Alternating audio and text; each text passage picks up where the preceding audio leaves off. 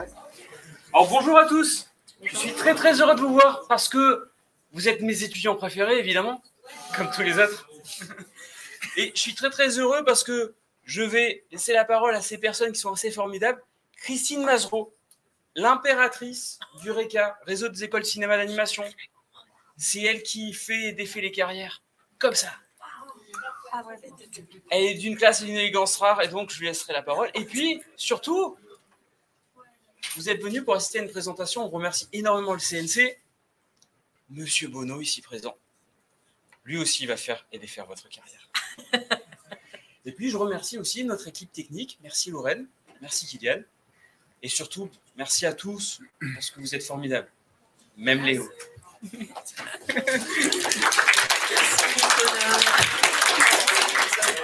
Bon, mais moi aussi, vous êtes mes étudiants préférés de Belfort. Non, mais moi, je ne vais pas du tout parler longtemps, même impératrice, tant pis. Pour remercier évidemment Belcourt de nous accueillir, pour remercier Louis de venir vous expliquer le FAIA. Alors là, il fera une explication de texte là-dessus. Vous dire que normalement, c'est un événement qui se tient dans ce qu'on a appelé les soirées du RECA. Alors là, la soirée, elle est l'après-midi, mais après tout, pourquoi pas. On est passé à l'heure d'hiver, ça va être ça. Et vous dire aussi, après vraiment, je laisse la parole, je vous ai amené des petits flyers pour nos prochains événements, notamment les journées du RECA, qui seront les 8 et 9 décembre, et qui doivent normalement vous intéresser. Je sais qu'il y a des plus anciens. On a une job fair en même temps, donc ça peut encore plus vous être utile. Et vous verrez au recto, parce que j'ai fait ça, recto verso, vous avez le rappel du concours RECA qui est en cours actuellement jusqu'au 31 décembre pour la création d'un court-métrage de 30 à 60 secondes sur l'égalité femmes-hommes dans l'animation, avec tout un accompagnement jusqu'à même la création du court-métrage. En entreprise, on aura un studio partenaire et ça pourra être fait au cours d'un stage. Donc renseignez-vous, inscrivez-vous, voilà. Et de toute façon, prenez un flyer en sortant. Oui, je te passe la parole. Merci d'être là. On les applaudit.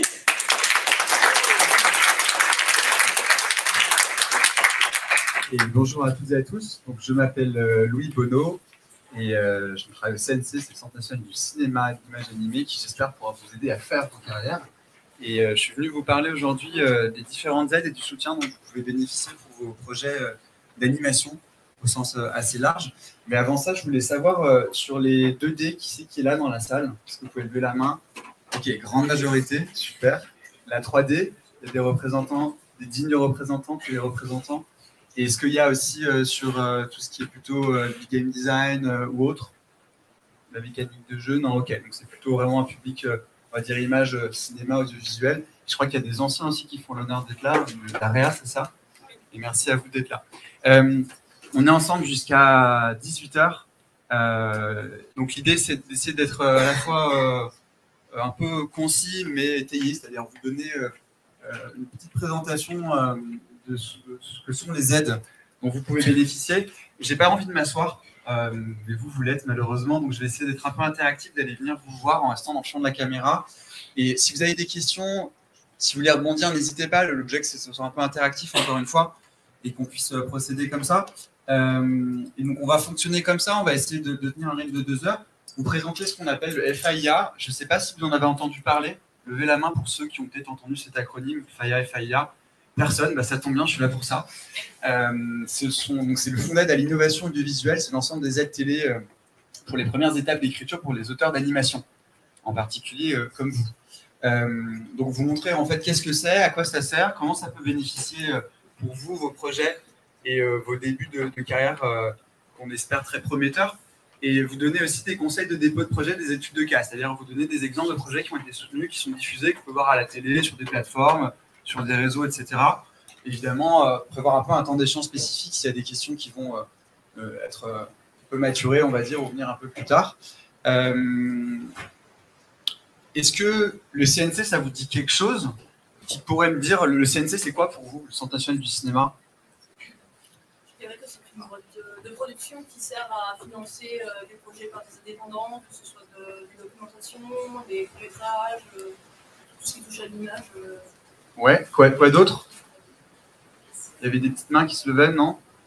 Donc, c'est pas exactement une boîte de production, c'est pas une entreprise privée, c'est une organisation publique qui est rattachée au ministère de la Culture, mais qui a un budget autonome. C'est une spécificité en France, dans le sens où en fait, le budget ne dépend pas de l'État en grande partie, mais plutôt de la collecte de taxes qui sont sur les industries, depuis le cinéma historiquement, qui était le cœur du soutien du CNC, jusqu'aux jeux vidéo aujourd'hui, en passant par différents projets télévision, par exemple, ou expérience transmédia. En fait, quand vous allez au cinéma, quand vous regardez un film sur une plateforme, une partie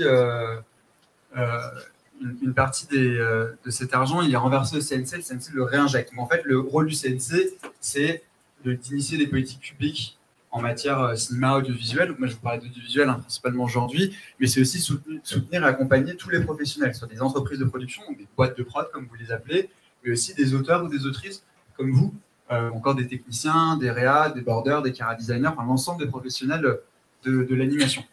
Donc, je vais vous passer un peu une historique du CNC, mais ce qui est peut-être important aujourd'hui, c'est que vous ayez en tête ce qu'est le FIR dans un premier temps. Le fonds innovation, c'est un fonds spécifique pour les aides en projet de télé. Donc, c'est tout ce qui va être séries, spéciaux, donc les unitaires et les courts-métrages. On ne va pas parler de cinéma, on va parler de long-métrage. Et on ne va pas parler non plus de jeux vidéo, par exemple, aujourd'hui, mais vraiment de projets de télé au sens très large. Et c'est un ensemble d'aides. Donc, là, vous avez un peu une slide. On vous partagera la présentation après, donc vous pourrez tranquillement la voir. Il y a des ressources. Mais en fait, alors, je vais peut-être attendre un peu, mais en fait, c'est un fonds qui a été créé en 2005.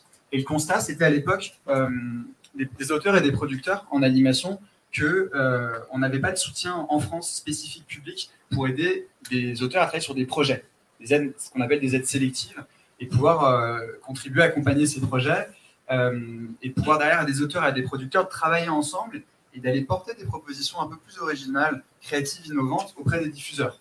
Donc ceux d'entre vous qui connaissent un peu la façon dont se financent les projets de cinéma ou de télé, vous savez qu'il y a des auteurs qui travaillent avec des producteurs, ensuite des diffuseurs qui vont rentrer dans la danse, qui vont aider à développer, à financer des projets. Bon, c'est beaucoup plus complexe que ça, mais l'idée c'est que ce fonds il est là au service des auteurs. C'est peut-être ça à retenir. Et donc il a déjà 17 ans d'existence. La deuxième chose peut-être là-dessus, c'est donc il est spécifiquement dédié aux auteurs qui sont à l'initiative des projets, par exemple des courts-métrages, des séries ou des spéciaux, mais il peut aussi soutenir les producteurs. On a une aide spécifique pour les prods, mais je ne vous en parle pas aujourd'hui en détail, ce n'est pas vraiment l'objet. Par contre, pour vous présenter ce qu'est le fonds, il y a 3 missions. Je regarde mes petites notes de temps en temps pour ne rien oublier. La première, c'est vraiment contribuer au renouvellement de la création audiovisuelle, c'est-à-dire les talents qui portent l'animation de demain. En fait, la bonne nouvelle, c'est que c'est vous, en partie aujourd'hui. C'est aussi pour là que je suis là. La deuxième, c'est pour aider à renouveler les tons, les sujets, les genres, les voix des projets.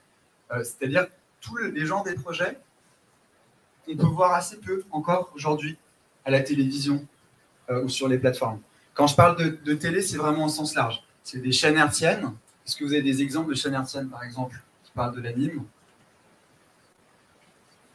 M6, par exemple, ouais. Ou Gulli, ou Canal+. Des plateformes, ça va être ce qu'on appelle des services de médias audiovisuels à la demande. Donc là, c'est notamment des plateformes américaines, mais aussi françaises. Ça peut être typiquement Netflix, ça peut être OCS, ça peut être Slash, France TV, etc. Et puis, la troisième mission du fonds, c'est soutenir un ensemble de professionnels qui soient soit émergents, soit chevronnés.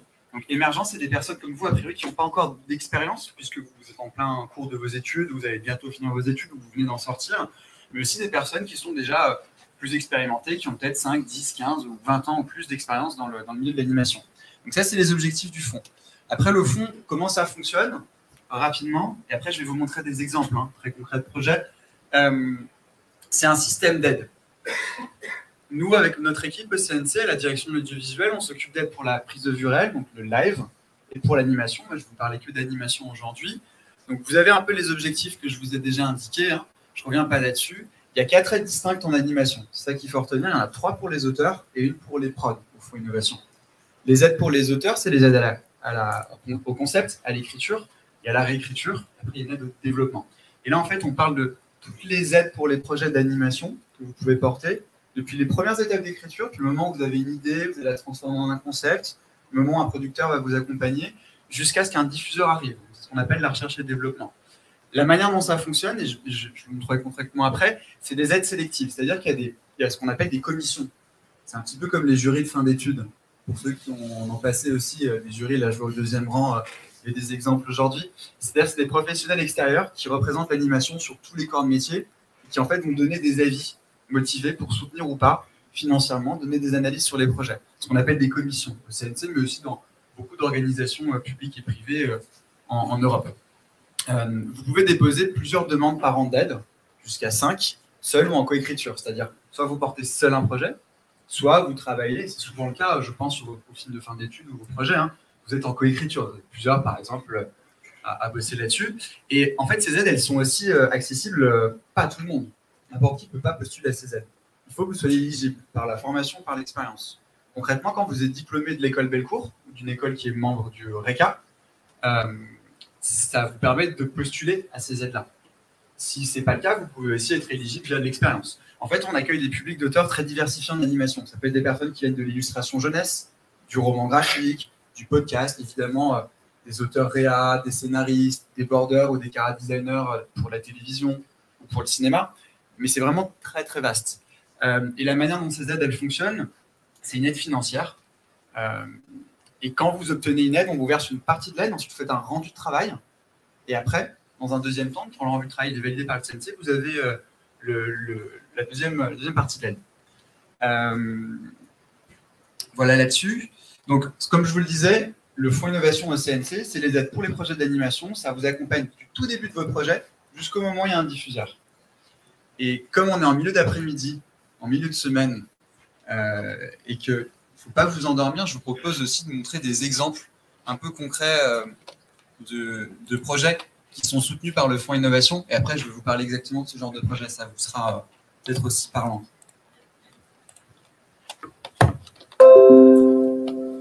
Alors, il y a beaucoup de choses à dire, mais on accueille des projets. Donc là, je vais vous montrer des exemples de projets diffusés. Pour la plupart, vous pouvez voir la télé sur des plateformes ou sur des réseaux.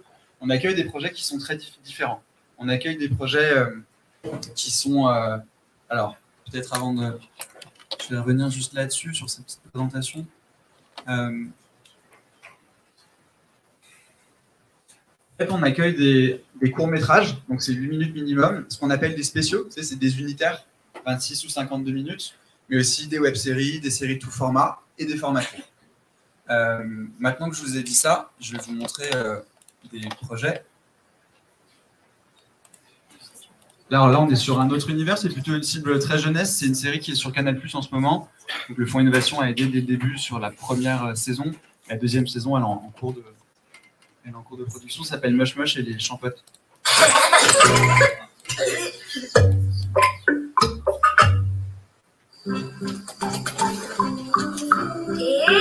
voilà, pareil pour une partie de boule mousse. Il ne manque plus qu'à trouver les copains pour jouer. Mouche mouche, Lilith. Mouche mouche, Lilith. Ils sont où? Vous auriez pas vu Mouche mouche et Lilith? Trop bizarre. Merci, salut. Mouche mouche, Lilith, vous êtes où? Ras du chapeau. Ah, vous êtes là. Une feuille vient nous rejoindre, c'est... Non, je suis venu vous chercher pour faire une partie de boule mousse. Mais on... Et on continue, je vous en fais encore deux.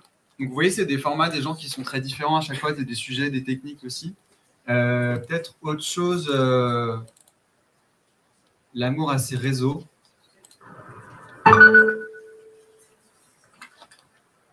Je venais de m'installer à Berlin et je connaissais personne. J'avais rien à faire le vendredi soir et j'avais envie de me trouver des copains pour sortir. Donc je me dis, je vais aller sur Tinder. Et c'est pas mal en fait de l'utiliser sans trop d'attente, juste pour rencontrer des locaux.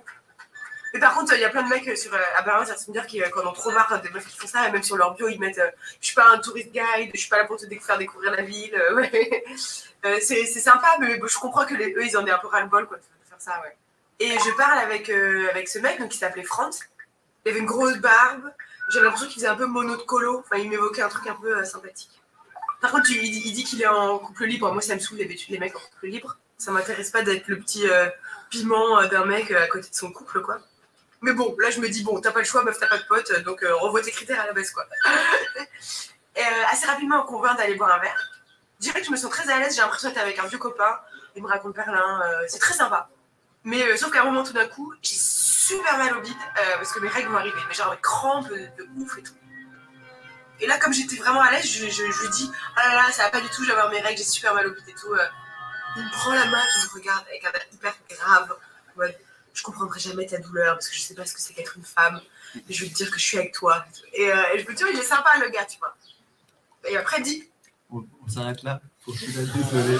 Ah ben c'est du teasing. On va continuer après. Allez, peut-être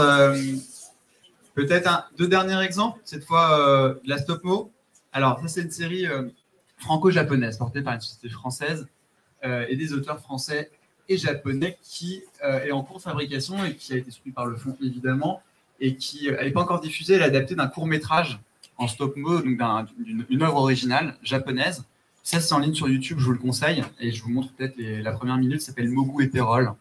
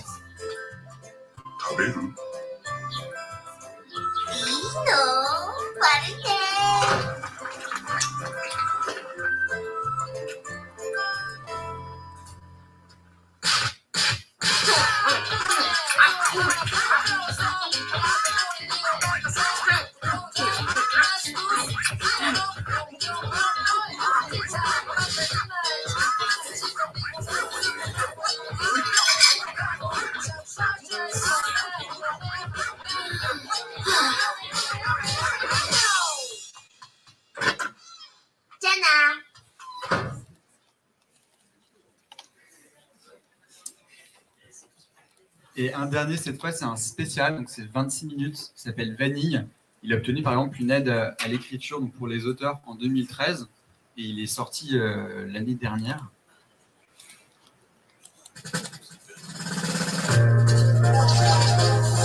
T'as qu'à y aller toi en Guadeloupe, c'est si génial. On va partir à l'aventure. Non, j'irai pas.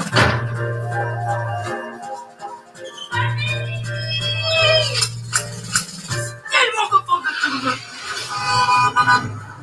C'est très bizarre. Les cheveux des femmes ont disparu pendant la nuit. C'est un sous-cougnant qui a fait ça. Il a sucé toute notre énergie en nous volant nos cheveux. Tu sais bien que ce sont des légendes, tout ça.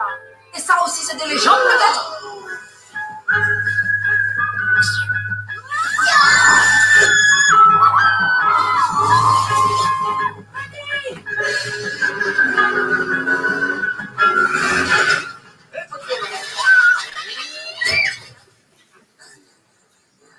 Ah, au fait, moi c'est Oba. Et toi?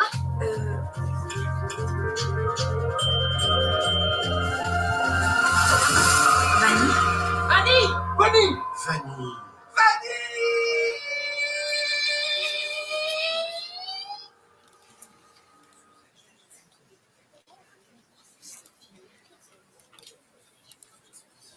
Ok, donc on va revenir à la présentation. Ça, c'est pour vous montrer donc la diversité encore une fois, des sujets, des tons, des formats, des genres de projets.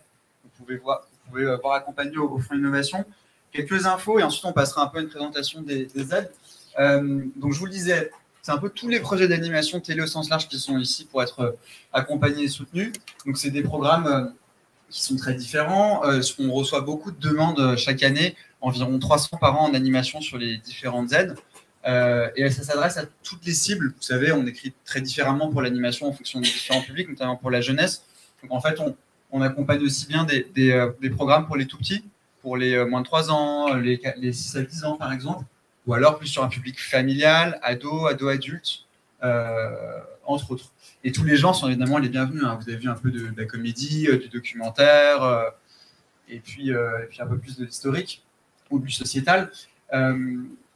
Et ce qui est important aussi, dans ce que je vais vous dire, c'est que la première des aides, celle que vous serez la plus amenée à solliciter, c'est ce qu'on appelle l'aide à la création. On va en parler juste après.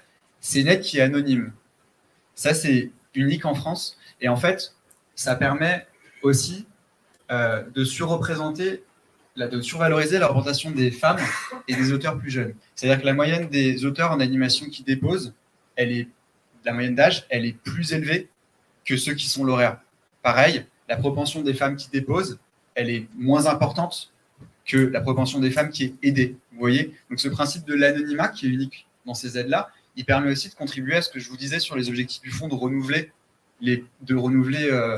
la création originale, c'est-à-dire les personnes, les auteurs, les techniciens qui l'apportent comme vous. Est-ce que vous avez déjà des questions avant que je passe un peu à la suite? Si c'est des questions sur comment je fais pour déposer une aide, ça consiste en quoi, vous inquiétez pas, on va y venir, hein, mais sur ce que je viens de vous dire, c'est clair? Ouais, super. Et en ligne, hein, pour le public, on prendra des questions aussi après, à la fin, comme on vous le disait. Je vous parlais de la commission, c'est-à-dire les experts qui analysent les projets. Donc, toute photo ici est non contractuelle, évidemment, mais certains d'entre vous ont peut-être reconnu d'ailleurs la série Vermine pour Bobby Pills, qui maintenant est sur Netflix, et aussi un rôle du fond, par exemple, d'accompagner de l'ado anime adulte il y a quelques années, donc c'est un autre projet. En tout cas, il y a 8 membres ici dans cette commission. Elle est toujours présidée par un auteur. Donc ça, c'est un peu le symbole aussi du fond, vice-présidé par un ou une productrice. Là, l'auteur, le président de la commission, c'est Timothée de Fombelle. Certains d'entre vous l'ont peut-être eu au collège ou à l'école pour Toby Lolness, notamment. C'est un romancier jeunesse qui est assez reconnu en France et largement au-delà. Et ses œuvres sont souvent adaptées sur différents supports, des contes, mais aussi, par exemple, en série. Donc Toby Lolness, c'est une série qui est en train d'être c'est un roman qui est en train d'être adapté pour la télévision. Et c'est du 52 minutes sur un feuilletonnant, donc c'est une œuvre assez importante. Donc on aime bien avoir ce pari aussi au Fonds Innovation de prendre quelqu'un comme président d'animation qui ne vient pas directement du sérail de l'animation. Vous voyez, le président précédent, par exemple, c'était Nicolas Deveau, qui est un auteur réel spécialisé en 3D. La série Athleticus, par exemple, sur des animaux qui font des Jeux Olympiques, elle est sur Arte, si ça vous intéresse, mais c'est pour vous donner des exemples. Et après, vous avez toute la diversité des professionnels, des corps de métier qui font la création d'aujourd'hui et de demain, c'est-à-dire des scénaristes, des directeurs d'écriture, des directeurs littéraires, ou directrices littéraires, auteurs graphiques, réa, prod, soit de groupe, soit indépendants, et puis évidemment des diffuseurs. Ça, c'est paritaire aussi. Et la manière dont la commission, elle est nommée, elle fonctionne, c'est assez simple. Au CNC, c'est le CNC qui va proposer à ces professionnels qui sont des experts de leur domaine de devenir membre, de prendre ce mandat pour assurer les avis d'aide du Fonds Innovation pendant 2 ans. Donc, c'est 1 an renouvelable une fois, donc 2 ans max. Il y a toujours une rotation. C'est paritaire, comme je vous le disais. La façon dont ça va fonctionner aussi, je reprends mes petites notes pour être sûr que j'oublie rien. Il y a une fonction de tuilage, dans le sens où quand une commission elle finit son mandat et qu'une autre arrive, il y a toujours des membres qui restent d'un mandat à l'autre pour suivre un peu les projets entre les sessions d'aide, maintenir un peu une dynamique de groupe et une expertise des projets qui sont acquis. La façon dont ça fonctionne, c'est une organisation en séance, c'est-à-dire ils vont analyser les projets un peu séparément, et ensuite ils se retrouvent ensemble sur une journée au CNC et ils débattent de chaque projet. Et à la fin, ils arrivent avec un avis qui est favorable ou défavorable pour une aide. Et c'est ce qu'on appelle un avis collégial, c'est-à-dire à majorité. Souvent, ils sont assez raccords, ils sont souvent complémentaires. Parfois, il y a des débats.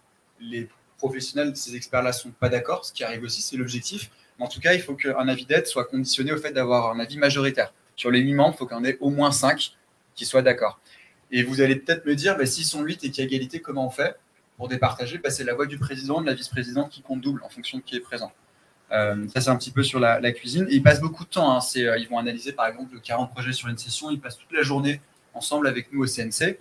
Le CNC, évidemment, avec notre équipe, que je vous présenterai à la fin, je vous ai mis des contacts. Nous, on n'a rien à dire sur les projets. Ce n'est pas notre rôle. Comme vous l'aurez compris, on fait l'intermédiaire entre les auteurs qui font des demandes et la commission qui les analyse. Par contre, c'est important aussi de vous dire qu'il y a un fonctionnement aussi de quorum, dans le sens où si on n'a pas une majorité de membres présents, si on n'a pas au moins 5 membres disponibles sur les 8, la commission ne peut pas se tenir. S'il n'y a pas le président ou la vice-présidente à minima, pareil, la commission ne peut pas se tenir aussi juridiquement. Voilà là-dessus. Après, une dernière chose, ensuite on va passer à la présentation des aides. Si je vous parle d'innovation, fonds d'aide à l'innovation audiovisuelle, l'innovation c'est quoi du coup pour vous? En fonction un peu de ce que je vous ai dit déjà. C'est pas du tout une question piège, hein, mais juste pour voir comment je vous explicite ça ensuite. Ça vous dit quoi innovation ici?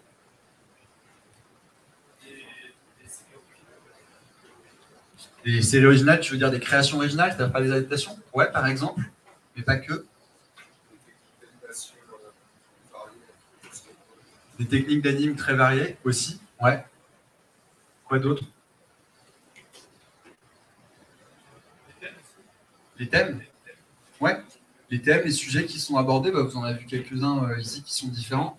En fait, ce qu'on entend par l'innovation, ce n'est pas une innovation d'ordre technique ou technologique.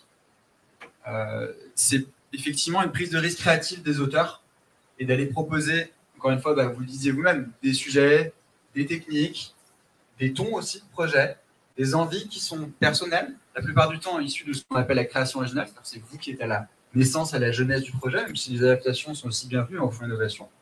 Et il y a aussi ce qui permet dans ce qu'on appelle anticiper le marché. C'est-à-dire, on n'est pas dans une logique de commande. On va vous commander un travail a priori. Ça vient de vous. C'est vous qui voulez vous exprimer à travers vos compétences et vos envies. Et le fonds d'innovation est là, comme je vous le disais à l'origine, pour pouvoir aider à renouveler aussi ce qu'on voit à la télévision aujourd'hui et demain. Ça, on y reviendra après avec des conseils très précis sur ce qu'on attend en termes d'innovation, comment ça se manifeste et comment ça peut se travailler.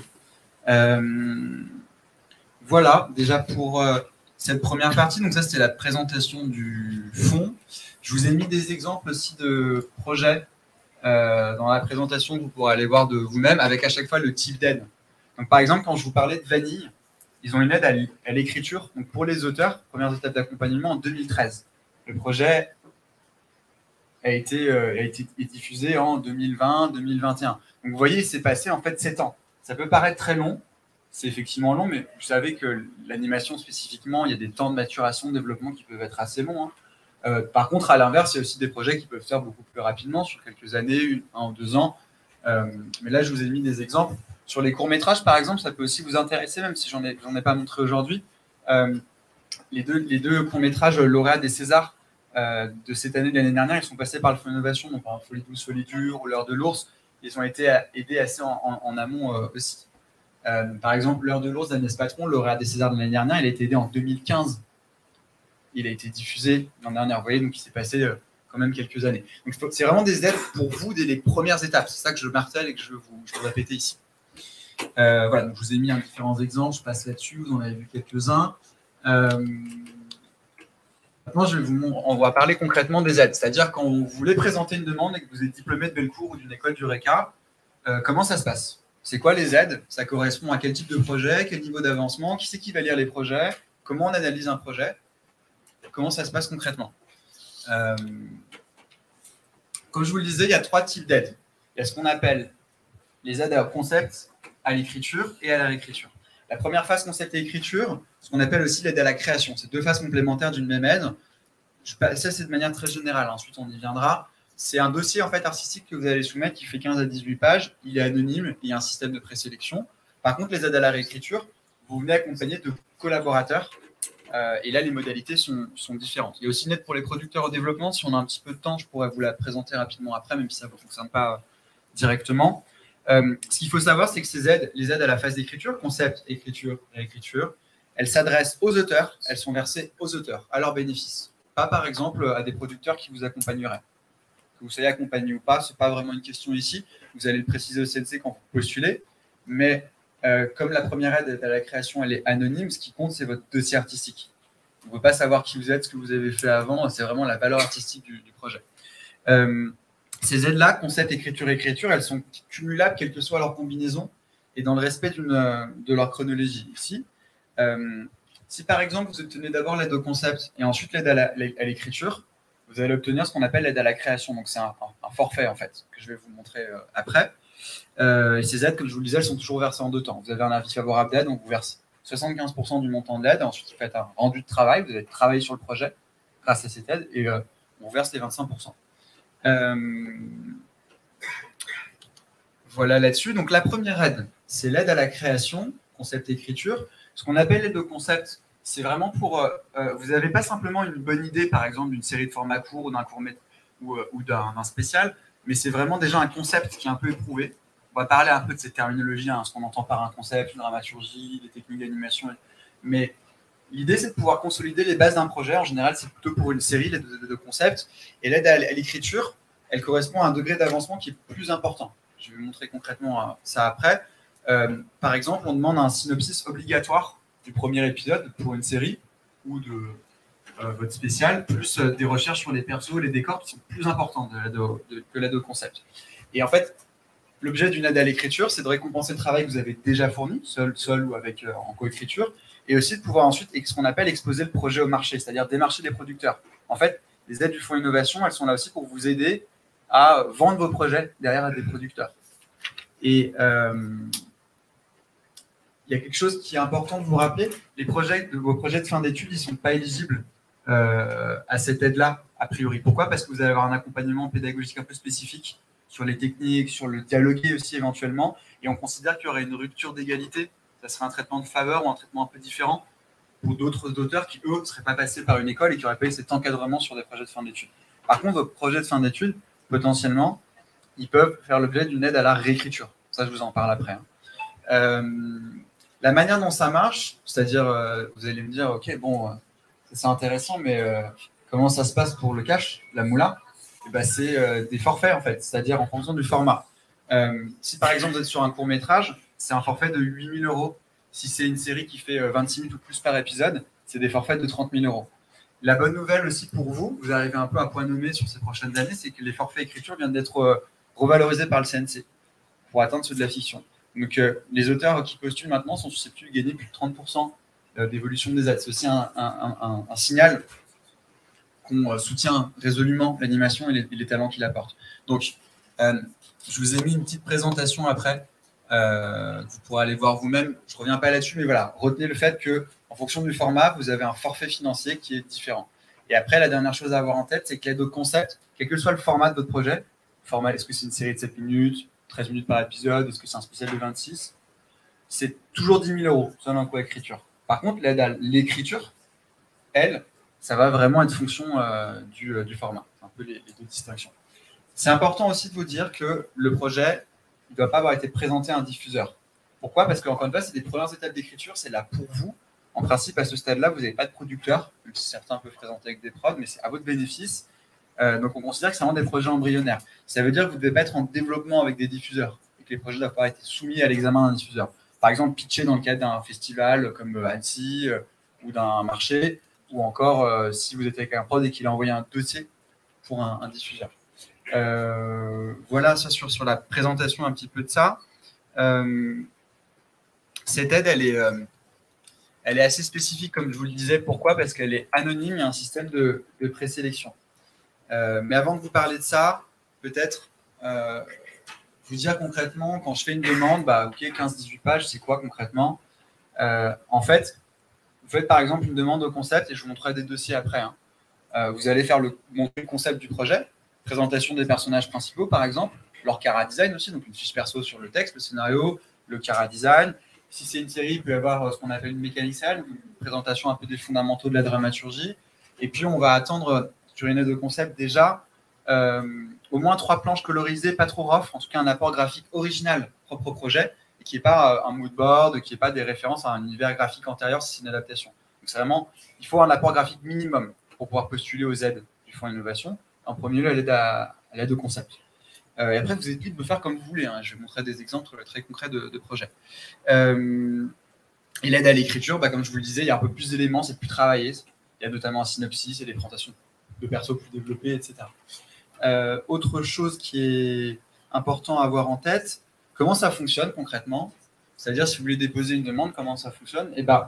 Vous préparez une demande, il y a plein de ressources en ligne que je vous montre aussi à la fin. vous envoyez un projet au CNC. C'est-à-dire, pour les aides à la création, il y a 2 sessions d'aide dans l'année. C'est-à-dire, là, par exemple, début décembre, et ensuite, au printemps prochain, vous avez 4 jours pour déposer en ligne sur un serveur du CNC une demande d'aide. Cette demande, il y a 2 choses. Il y a un dossier artistique et un dossier administratif. L'administratif, c'est pour le CNC. Vous leur dites qui vous êtes, en quoi vous êtes éligible, les infos sur le projet. Et puis, le dossier, dossier artistique, lui, c'est celui qui va être analysé par les experts, les professionnels. C'est celui-ci qui est anonyme et qui est limité en termes de pages et qui regroupe les éléments artistiques dont je vous parlais. Vous avez 4 jours en général pour déposer une demande. Par exemple, mettons que c'est du 15 au 18 mars. Ensuite, nous, au CNC, avec notre équipe, on va vérifier que les projets ils sont complets, qu'ils sont éligibles, qu'ils sont bien anonymes, par exemple. Une fois que c'est fait, on vous prévient et on les envoie pour lecture. On les envoie à ce qu'on appelle une phase de présélection à des comités de lecture. Je vous en parle après, mais ces personnes, elles ont 1 mois pour lire les projets. Ensuite, au bout d'1 mois, elles vont décider si elles les présélectionnent ou pas. Ceux qui sont présélectionnés, ils vont en commission. Donc, si vous le suivez, c'était la commission que je vous avais montrée tout à l'heure, les experts. Eux, ils ont encore 1 mois pour lire. Et au-dessus d'1 mois, ils se réunissent et ils en parlent. Donc, ça fait en tout à peu près 3 mois. Vous soumettez un projet donc, le 15 mars, on va dire. Et 3 mois plus tard, 3 mois et demi plus tard, vous avez la réponse si vous êtes aidé ou pas. Sachant que comme il y a une phase de présélection, on vous prévient à chaque étape. On vous dit si le projet est bien enregistré, s'il est présélectionné ou pas. Et ensuite, s'il y a un avis d'aide. Maintenant que je vous ai dit ça, les présélections de l'aide à la création, comment ça fonctionne? En fait, vous avez 3 professionnels, c'est des corps de métiers différents. Vous avez toujours un ou une scénariste chargé de développement et professionnel de l'image, donc créa, chef monteur, border ou cara designer par exemple, donc 3 regards complémentaires. Ils vont recevoir une vingtaine de projets qui ont été soumis par les auteurs, donc de manière anonyme. Ils ont 1 mois pour les lire de côté, ils ont une fiche de lecture donnée par le CNC, avec des critères objectifs de sélection. La clarté du concept et de son exposition, l'adéquation entre la partie visuelle et graphique, etc., etc. Une fois qu'ils ont fait cet exercice d'analyse de leur côté, ils se réunissent au bout d'1 mois, ils discutent des projets, ils choisissent de les présélectionner ou pas, donc à majorité, au moins 2 voix sur 3. Il n'y a pas de quota ni financier du nombre maximum ou minimum de projets qui remontent. Ça se fait sur de l'éditorial purement, de façon artistique et anonyme. Ensuite, ils soumettent ça à la commission. Et la commission, elle a pareil 1 mois, et ensuite elle va débattre comme je vous l'ai expliqué. Ce qui est important aussi à vous rappeler, c'est peut-être 2 choses. C'est la règle de déontologie. Ça, c'est crucial au CNC. Et au FAIA également parce qu'il y a l'anonymat. Comme vous le savez, quand il y a certains auteurs qui ont des pattes graphiques qui sont très reconnaissables. Surtout ceux qui font l'actualité des festivals ou des marchés, qui sont assez connus, reconnus dans leur domaine. C'est-à-dire que s'ils soumettent des demandes au Fonds Innovation, parfois les professionnels qui vont analyser les projets sur les présélections ou en commission, ils connaissent l'identité des porteurs de projets par leur fonction personnelle ou professionnelle. Si c'est le cas, ils nous préviennent et ils se déportent. Ça veut dire qu'ils vont ni analyser le projet, ni participer aux discussions ou aux votes au projet. Ça, c'est normal. La seule exception, c'est là où je voulais juste revenir, si ils pensent avoir reconnu la patte graphique de l'auteur, mais qu'il n'y a pas de problème d'anonymat formel, ça fonctionne, il n'y a pas de souci si c'est sans objectif. Mais ce que je veux vraiment vous marteler, c'est que la déontologie, c'est hyper important. C'est ce principe d'anonymat, en fait, qui permet de contribuer au renouvellement de la création. Et la deuxième chose aussi, c'est que les membres de commission, pendant qu'ils siègent, pendant qu'ils font un mandat, ils ne soumettent pas de projet en leur nom au FAIA, en principe. C'est très clair aussi là-dessus. Voilà pour ça. Peut-être vous donner un peu des chiffres, et après, je vais peut-être m'arrêter, faire une pause, et vous demander si vous avez des questions. Donc, l'aide à la création, 2 phases complémentaires, concept et écriture. Vous allez choisir, en fonction de l'avancée de votre projet, si vous voulez plutôt déposer au concept ou à l'écriture. Si vous avez des doutes et que c'est la première fois, contactez-nous en amont. On est là pour vous aider aussi au CNC, on peut répondre à vos questions. Et une fois que vous avez fait ce travail-là, ce qui est important aussi, c'est de vous dire qu'on va vous proposer des retours. Ça aussi, c'est important. Que vous obteniez de l'aide ou pas, dès que votre projet est présélectionné, au CNC, on propose des retours d'analyse. C'est-à-dire qu'avec notre équipe, on va collecter les retours des présélections et de la commission. On vous propose des rendez-vous par téléphone pour débriefer un peu de la vie. Pour que les professionnels vous disent, par exemple, je ne comprends pas très bien le sujet du projet, ou alors le cara design, je pense qu'il faudrait l'améliorer à tel endroit, ou sur la mécanique sérielle, on n'est pas certain de l'adéquation du format, etc. Moi, je prends une demi-heure avec chaque auteur qui a postulé, qui est présélectionné, qui a un avis d'aide favorable ou pas. Concrètement, 2 sessions d'aide par an, ça fait environ 170 à 180 demandes, donc c'est, on va dire, 80-90 demandes par session. Il y a 20-25% des projets qui vont être présélectionnés, ça dépend, donc soumis à la commission.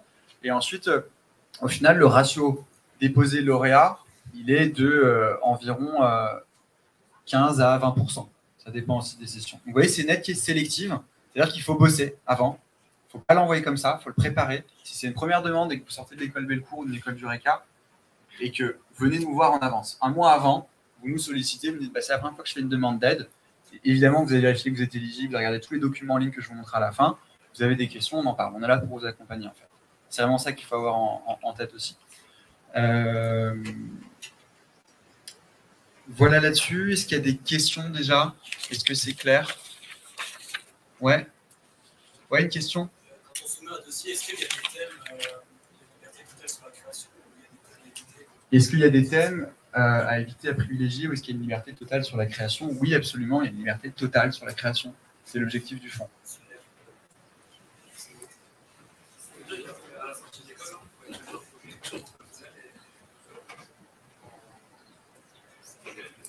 Est-ce qu'à la sortie de l'école, on peut travailler sur un projet complètement personnel et le présenter? Bien sûr, welcome.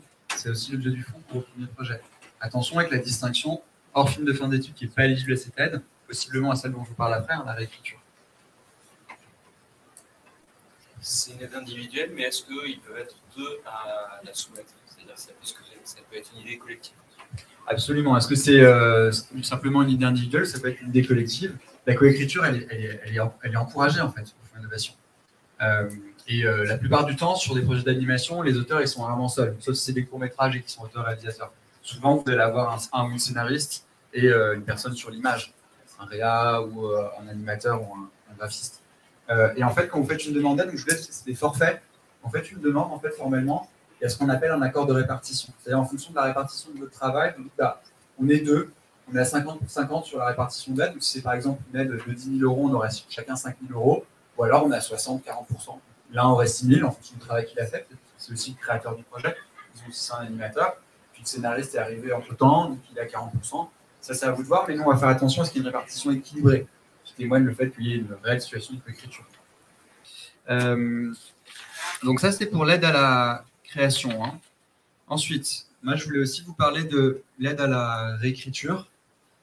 L'aide à la réécriture, c'est le deuxième type d'aide. En tout, il y en a 3, mais il y a 2 types, aide à la création, concept d'écriture, et aide à la réécriture. Ça, c'est un peu différent. Pourquoi?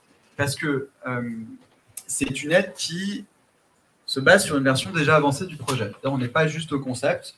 Vous avez déjà, par exemple, un épisode dialogué, vous avez déjà une petite partie du board, ou au moins des scènes qui sont bordées, vous avez des lignes graphiques, ou déjà des persos qui sont intégrés dans les décors, il y a des exemples de l'arène ou de l'univers, entre autres.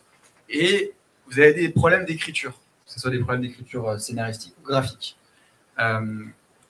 Et vous avez besoin de régler ces problèmes en présentant le projet au marché, c'est-à-dire avant d'aller démarcher des producteurs, par exemple. Ou avant de pouvoir le dire, bon, bah, je vais l'envoyer sur cette prod, j'ai envie de travailler avec tel type de producteur. Il faudrait avant que je puisse avancer sur l'écriture, que j'ai un document assez solide. Donc, dans ce cas-là, l'aide à la réécriture, elle est là pour vous aider à résoudre ces problèmes avec l'aide de collaborateurs ou de collaboratrices, c'est-à-dire des personnes extérieures au projet qui arrivent en qualité de consultants, par exemple en scénario, ou de storyboarder sur des parties prises de mise en scène ou de direction artistique, et qui vont vous aider à résoudre ces problèmes sur un temps donné. Ce n'est pas des co-auteurs, des collaborateurs. Mais ils vont aussi être au co-bénéfice de l'aide. Vous savez, c'est comme quand vous êtes sur une aide à la création seule ou en coécriture, vous avez une répartition à faire. Pareil. Cette répartition, pour le coup, ça sera au moins un tiers pour le collaborateur, la collaboratrice, mais il peut y avoir plusieurs personnes par ailleurs, et 2 tiers au moins pour le ou les auteurs-autrices. Là encore, évidemment, vous pouvez être en coécriture, plusieurs auteurs et aller chercher une ou plusieurs collaborateurs ou collaboratrices. Les forfaits, c'est 50% des aides à l'écriture. Donc ça va de 4 000 € à 15 000 €. 4 000 € c'est pour les courts-métrages, 15 000 € ça va être pour des 26 000 ou plus par épisode de série ou... voilà là-dessus. Ce qui va être fondamental ici, c'est 2 choses. La première, c'est que vous faites appel à une personne qui est plus expérimentée que vous, en tout cas qui a une expertise dans ce domaine. C'est normal, elle est là pour vous aider à régler ce problème sur lequel vous avez du mal à avancer. Et cette personne, elle va aussi, vous allez ensemble, il faut que vous soyez d'accord pour travailler avant de faire une demande. Le travail n'a pas n'a pas complètement commencé. Le travail a commencé dans la mesure où cette personne elle est OK pour travailler avec vous, soumettre cette demande-là, et vous avez ce qu'on appelle une note de réécriture. C'est-à-dire que vous allez partir d'une version qui pose problème, une V1, pour arriver grâce à l'aide à une V2. Vous faites une demande sur une V1 en disant bah, voilà mes éléments artistiques, ça me pose problème pour telle et telle raison, donc voilà mon diagnostic des problèmes d'écriture. Voilà pourquoi du coup j'ai choisi cette personne-là ou cette personne. Voilà qui fait quoi, quel est le rôle de chacun. Et voici nos axes de retravail, nos pistes de réécriture. Ça, c'est cette aide-là. Je vais vous montrer un dossier aussi après pour que ce soit un peu plus clair. Et donc, vous demandez aussi à la commission de vous faire confiance, d'être assez convaincant pour qu'elle vous accorde cette aide pour permettre de retravailler le projet dans cette direction-là. Il faut que cet axe de réécriture il soit très spécifique. Par exemple, si vous dites, bon, rien ne va, le sujet, il n'est pas là, le concept, c'est simple, je crois qu'on est on n'est pas encore très certain de notre concept, le format, il faut le revoir, la densité d'un épisode, il faut qu'on ajoute une autre arche narrative ou qu'on ait un autre personnage qui vienne. En plus de ça, on va complètement changer de technique d'animation. Ça, a priori, c'est plus compliqué, c'est peut-être un peu trop vaste. Il faut que vous ayez un angle précis. Ça peut être, par exemple, bah, voilà, là, on est sur de la 2D tradi, puis on voudrait peut-être passer sur de la 2D tradi digital pour telle et telle raison, ou alors on veut basculer purement en numérique. Ou par exemple, on s'est rendu compte que notre personnage principal, en l'état, il n'était pas le plus intéressant. Ça serait mieux d'avoir le point de vue d'un autre personnage. Donc il faut qu'on change le scénario, la dramaturgie aussi, du projet en conséquence. Vous voyez, c'est ce genre de problème-là très précis qu'il faut pouvoir travailler. Et ça, comme je vous le disais, c'est spécifique parce qu'il y a beaucoup moins de demandes d'aide. Il y a 3 sessions par an, pour le coup, qui sont distinctes. Hein. C'est-à-dire que quand je vous disais de commission, en une commission, ils vont analyser ces demandes-là, mais pas des demandes d'aide à la création en même temps. C'est des sessions distinctes. Il y a 3 sessions d'aide par an. Il n'y a pas de présélection, contrairement aux aides à la création, et ce n'est pas anonyme, évidemment, puisque on veut savoir qui fait quoi, en quoi est-ce que cette attelage, c'est-à-dire cette équipe créative entre les auteurs et les collaborateurs, elle est pertinente pour la commission. Donc c'est là-dessus aussi qu'on vous attend. En moyenne, sur chacune des 3 sessions, il y a 10 à 15 demandes de réécriture, et on est plutôt à 35-40% de taux de sélectivité. Ouais, donc c'est une aide qui est moins sollicitée. La personne qui est de la réécriture, il y a une liste, on peut choisir certaines personnes. Ouais. Est-ce qu'il y a une liste? Est-ce que le CNC peut vous proposer ou suggérer des collaborateurs, des collaboratrices? La réponse est non. C'est en soi le rôle d'un agent, d'un producteur, ou en tout cas à ce stade celui d'un auteur. Par contre, nous, ce qu'on peut vous proposer, c'est d'autres ressources qui sont à la fin. C'est un guide d'accompagnement, notamment une liste des festivals, des marchés, des associations qui peuvent organiser des rencontres entre des co-auteurs, des collaborateurs. Je pense par exemple à La Graphe qui fait des speed dating, l'association des réalisateurs, des animateurs d'animation par exemple, entre autres associations. Il y a des questions maintenant sur l'aide à la réécriture. Ça va, vous êtes d'aplomb? Ouais, ok. Vous n'êtes pas endormi, super. Ouais, c'est clair aussi? Ok. Maintenant, moi, ce que je vous propose, c'est de vous donner un petit peu des conseils et de vous expliciter un petit peu plus comment ça fonctionne. C'est quoi un bon dossier au Fonds Innovation? C'est-à-dire des conseils en fait très pratiques, le fond, la forme, l'éditorial, pour vous permettre de comprendre quelles sont les attentes aussi de la commission et comment préparer au mieux vos demandes d'aide.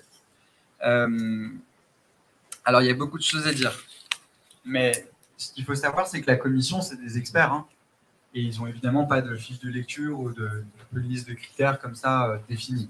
Mais ils font souvent attention à beaucoup de choses, beaucoup de points qui reviennent.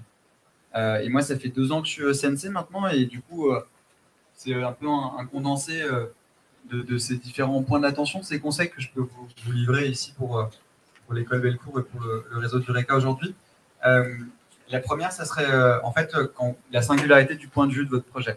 C'est un élément qui est assez important, c'est-à-dire d'où on se place pour entrer dans la narration, qu'est-ce qu'on sait sur le point de vue du narrateur. C'est aussi l'originalité d'une écriture et de la direction artistique. Donc, les choix d'exposition doivent être adaptés au format contraint du dossier. La deuxième, c'est l'originalité d'un concept, d'un sujet ou d'un traitement. C'est-à-dire une prise de risque créative, le potentiel par rapport à un contexte. C'est comment est-ce qu'on peut analyser l'investissement émotionnel et personnel des auteurs au projet. C'est-à-dire d'où vient votre projet, c'est quoi la genèse, et pourquoi vous défendez ce projet aujourd'hui, pourquoi vous faites une demande d'aide. Parce que vous allez être amené à travailler pendant des années en général sur ce projet-là. Peut-être pendant un certain temps, vous allez le mettre de côté parce que vous aurez aussi d'autres choses sur lesquelles vous travaillez seul en équipe. Il y aura de la commande, avec différents studios, différentes sociétés. Vous le reprenez peut-être des années après, ou alors tout va bien, vous avez du temps et les moyens de pouvoir avancer en ligne droite. Tout est possible. En tout cas, vous allez évidemment passer beaucoup de temps avec votre œuvre, avec votre création, avec vos tripes. En premier lieu, c'est de la création originale, ou alors c'est aussi une adaptation. Donc, il faut qu'on puisse analyser votre investissement personnel, émotionnel, le rapport que vous avez avec le projet. Autre chose, ça serait l'originalité du concept, du sujet et du traitement. C'est-à-dire, c'est quoi l'élément central que vous voulez traiter à travers votre projet et comment vous le faites? Quelles sont les grandes lignes narratives, dans le sens les grands fils rouges qui structurent en profondeur le développement du projet? Surtout si c'est une série, on parle de thématiques sérielles. Et puis, ça c'est un peu plus déjà sur le scénario, on va dire sur le concept, mais il y a d'autres choses qui sont importantes, évidemment, en premier lieu sur les techniques. Déjà, c'est peut-être une question bête, mais qui est importante, parfois elle revient en commission. C'est pourquoi le choix de l'animation comme médium? Pourquoi ce ne serait pas un roman graphique? Pourquoi ce ne serait pas un podcast? Pourquoi ce ne serait pas du live, par exemple? Et puis, derrière, c'est aussi du coup, pourquoi vous choisissez de travailler sur cette technique-là? Pourquoi on est sur, par exemple, de l'encre ou du fusain tradi ou de la peinture sur verre? Ou alors pourquoi je suis plutôt sur du Blender avec un Pencil Breeze ou je suis sur Maya et que je travaille avec ces logiciels-là, de cette manière-là? Ça, c'est important aussi. Évidemment, et encore une fois, c'est des recherches en cours. C'est un travail en cours sur les premières étapes. Donc, vous pouvez tout à fait changer de technique, ne pas en être certain. Mais il faut qu'il y ait aussi un minimum de cohérence dans ces techniques, c'est-à-dire qu'on puisse comprendre pourquoi vous choisissez ces techniques, pourquoi elles sont appropriées. Il y a une question au fond, ouais. Est-ce qu'on peut justifier le choix d'une technique parce que c'est quelque chose que vous aimez bien ou parce que vous essayez de mettre en relation avec le sujet? Alors, est-ce que je justifie une technique parce que je l'aime bien ou parce qu'elle est en relation avec le sujet? Les deux, évidemment. Au-delà de l'intérêt que vous avez pour une technique, c'est montrer que vous y êtes compétent, que vous la maîtrisez et qu'elle sert. C'est là où on parle d'adéquation visuelle et littéraire aussi, c'est-à-dire qu'elle sert au mieux le sujet. Je peux prendre un exemple, par exemple. Je peux prendre un exemple. Mettons que vous travaillez en stop-mo et vous voulez bosser sur du bois, différents matériaux de bois. Peut-être qu'il y a des bois qui sont plus tendres que d'autres.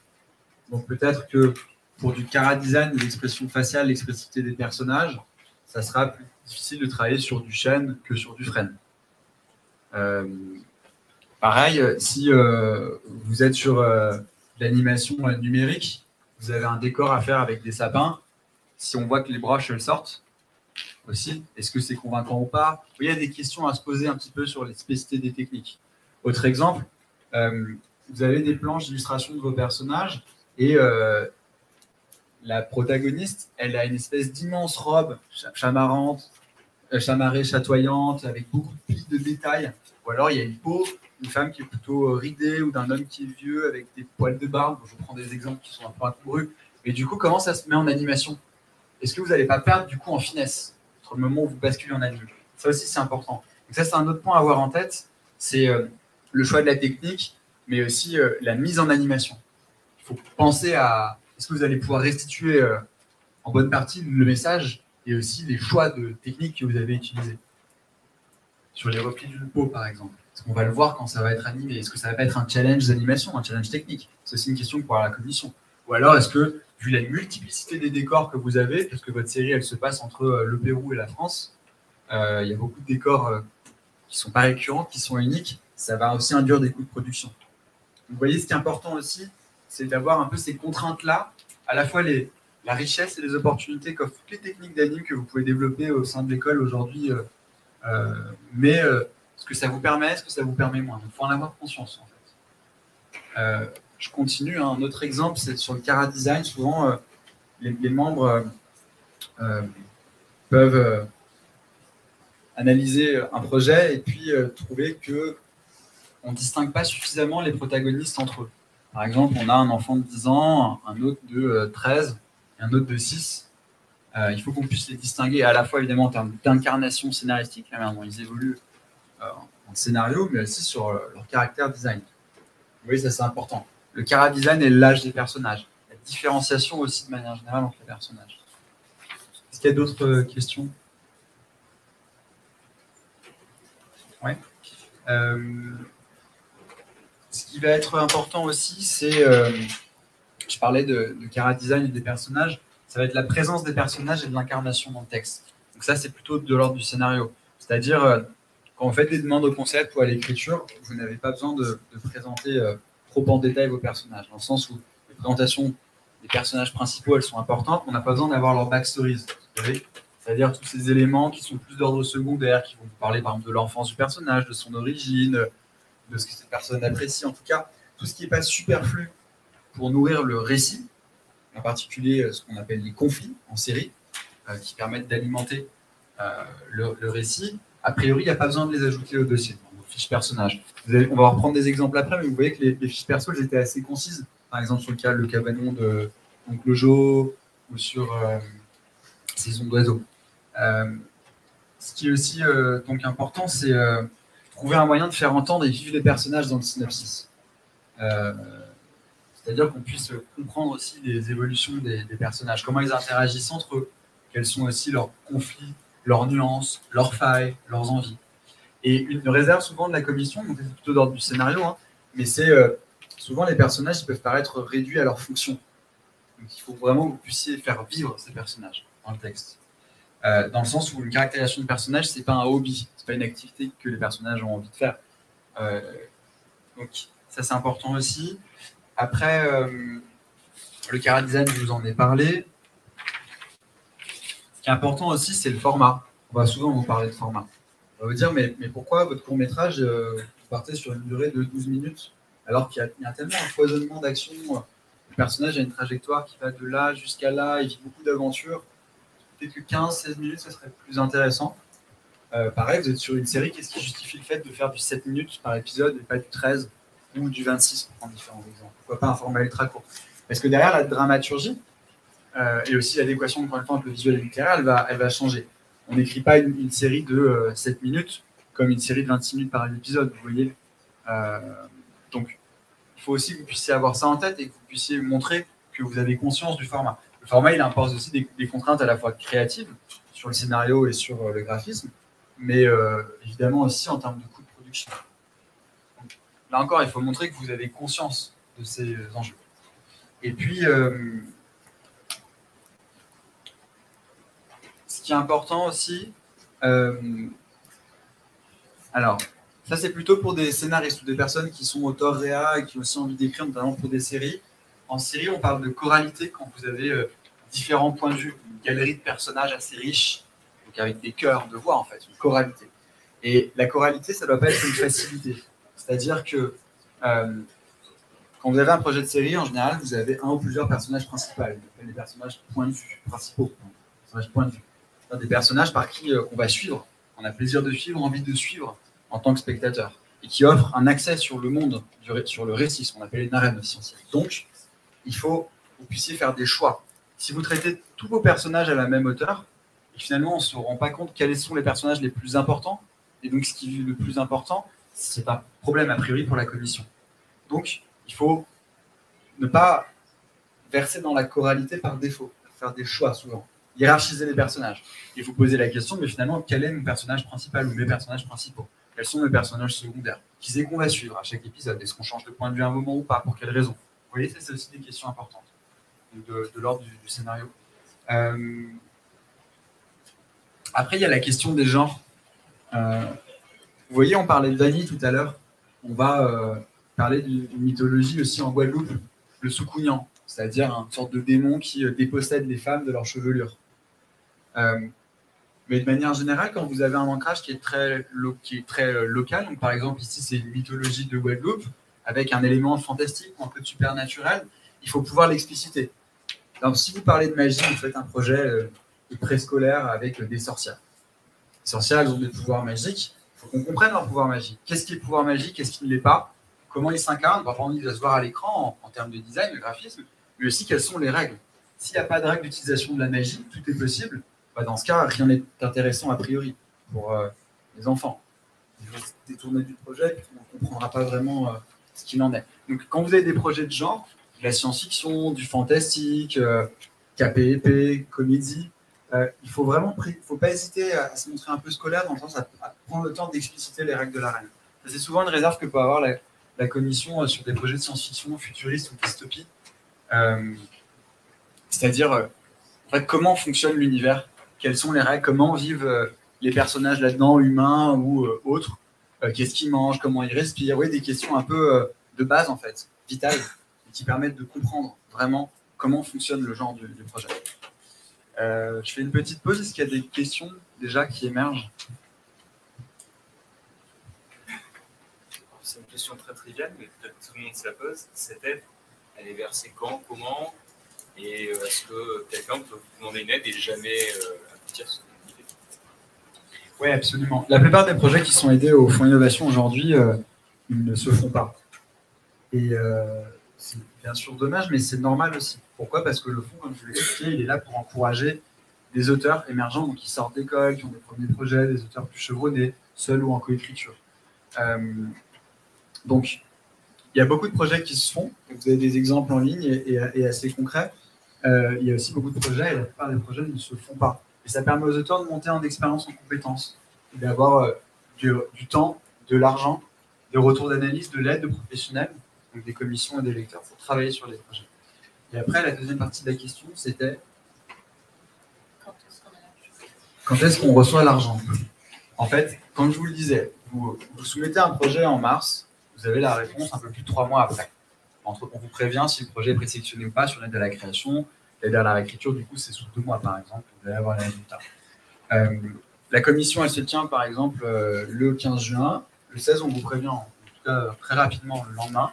Et ensuite, on va organiser un rendez-vous pour faire les retours sur le projet et cet avis qui a été motivé derrière. Et l'aide, elle vous sera versée un peu plus tard. En général, ça va être sous 1 mois et demi ou 2 mois après l'avis d'aide. Pourquoi? Parce que, sans rentrer trop dans le détail, mais quand on vous donne un avis d'aide, la commission s'est tenue la veille, vous avez l'avis par mail. Ensuite, le CNC en interne va arriver sur un processus de validation juridique, avec ce qu'on appelle un procès verbal signé par le président de la commission. Enfin, il y a un engagement sur les juridiques et budgétaire. Et une fois que ça c'est fait, on vous envoie une lettre par mail. Cette lettre, elle vous donne, c'est un avis de versement. On va vous faire verser l'aide, 75%, et ça arrive 3-4 semaines. Donc en moyenne, à partir du moment où on vous annonce que vous êtes lauréat, au moment où vous touchez 75% de l'aide, il s'écoule peut-être 1 mois à 2 mois, c'est variable. Et vous avez aussi, ça je ne vous l'ai pas précisé, mais tout ça est en ligne, possibilité de faire des demandes de report quand vous devez rendre un travail grâce à l'aide. Vous avez reçu 75% de l'aide, vous avez un délai à chaque fois pour faire un travail. Ça, j'ai oublié de vous le préciser. Pour les aides à la création, pour cette écriture, c'est des versions retravaillées des projets.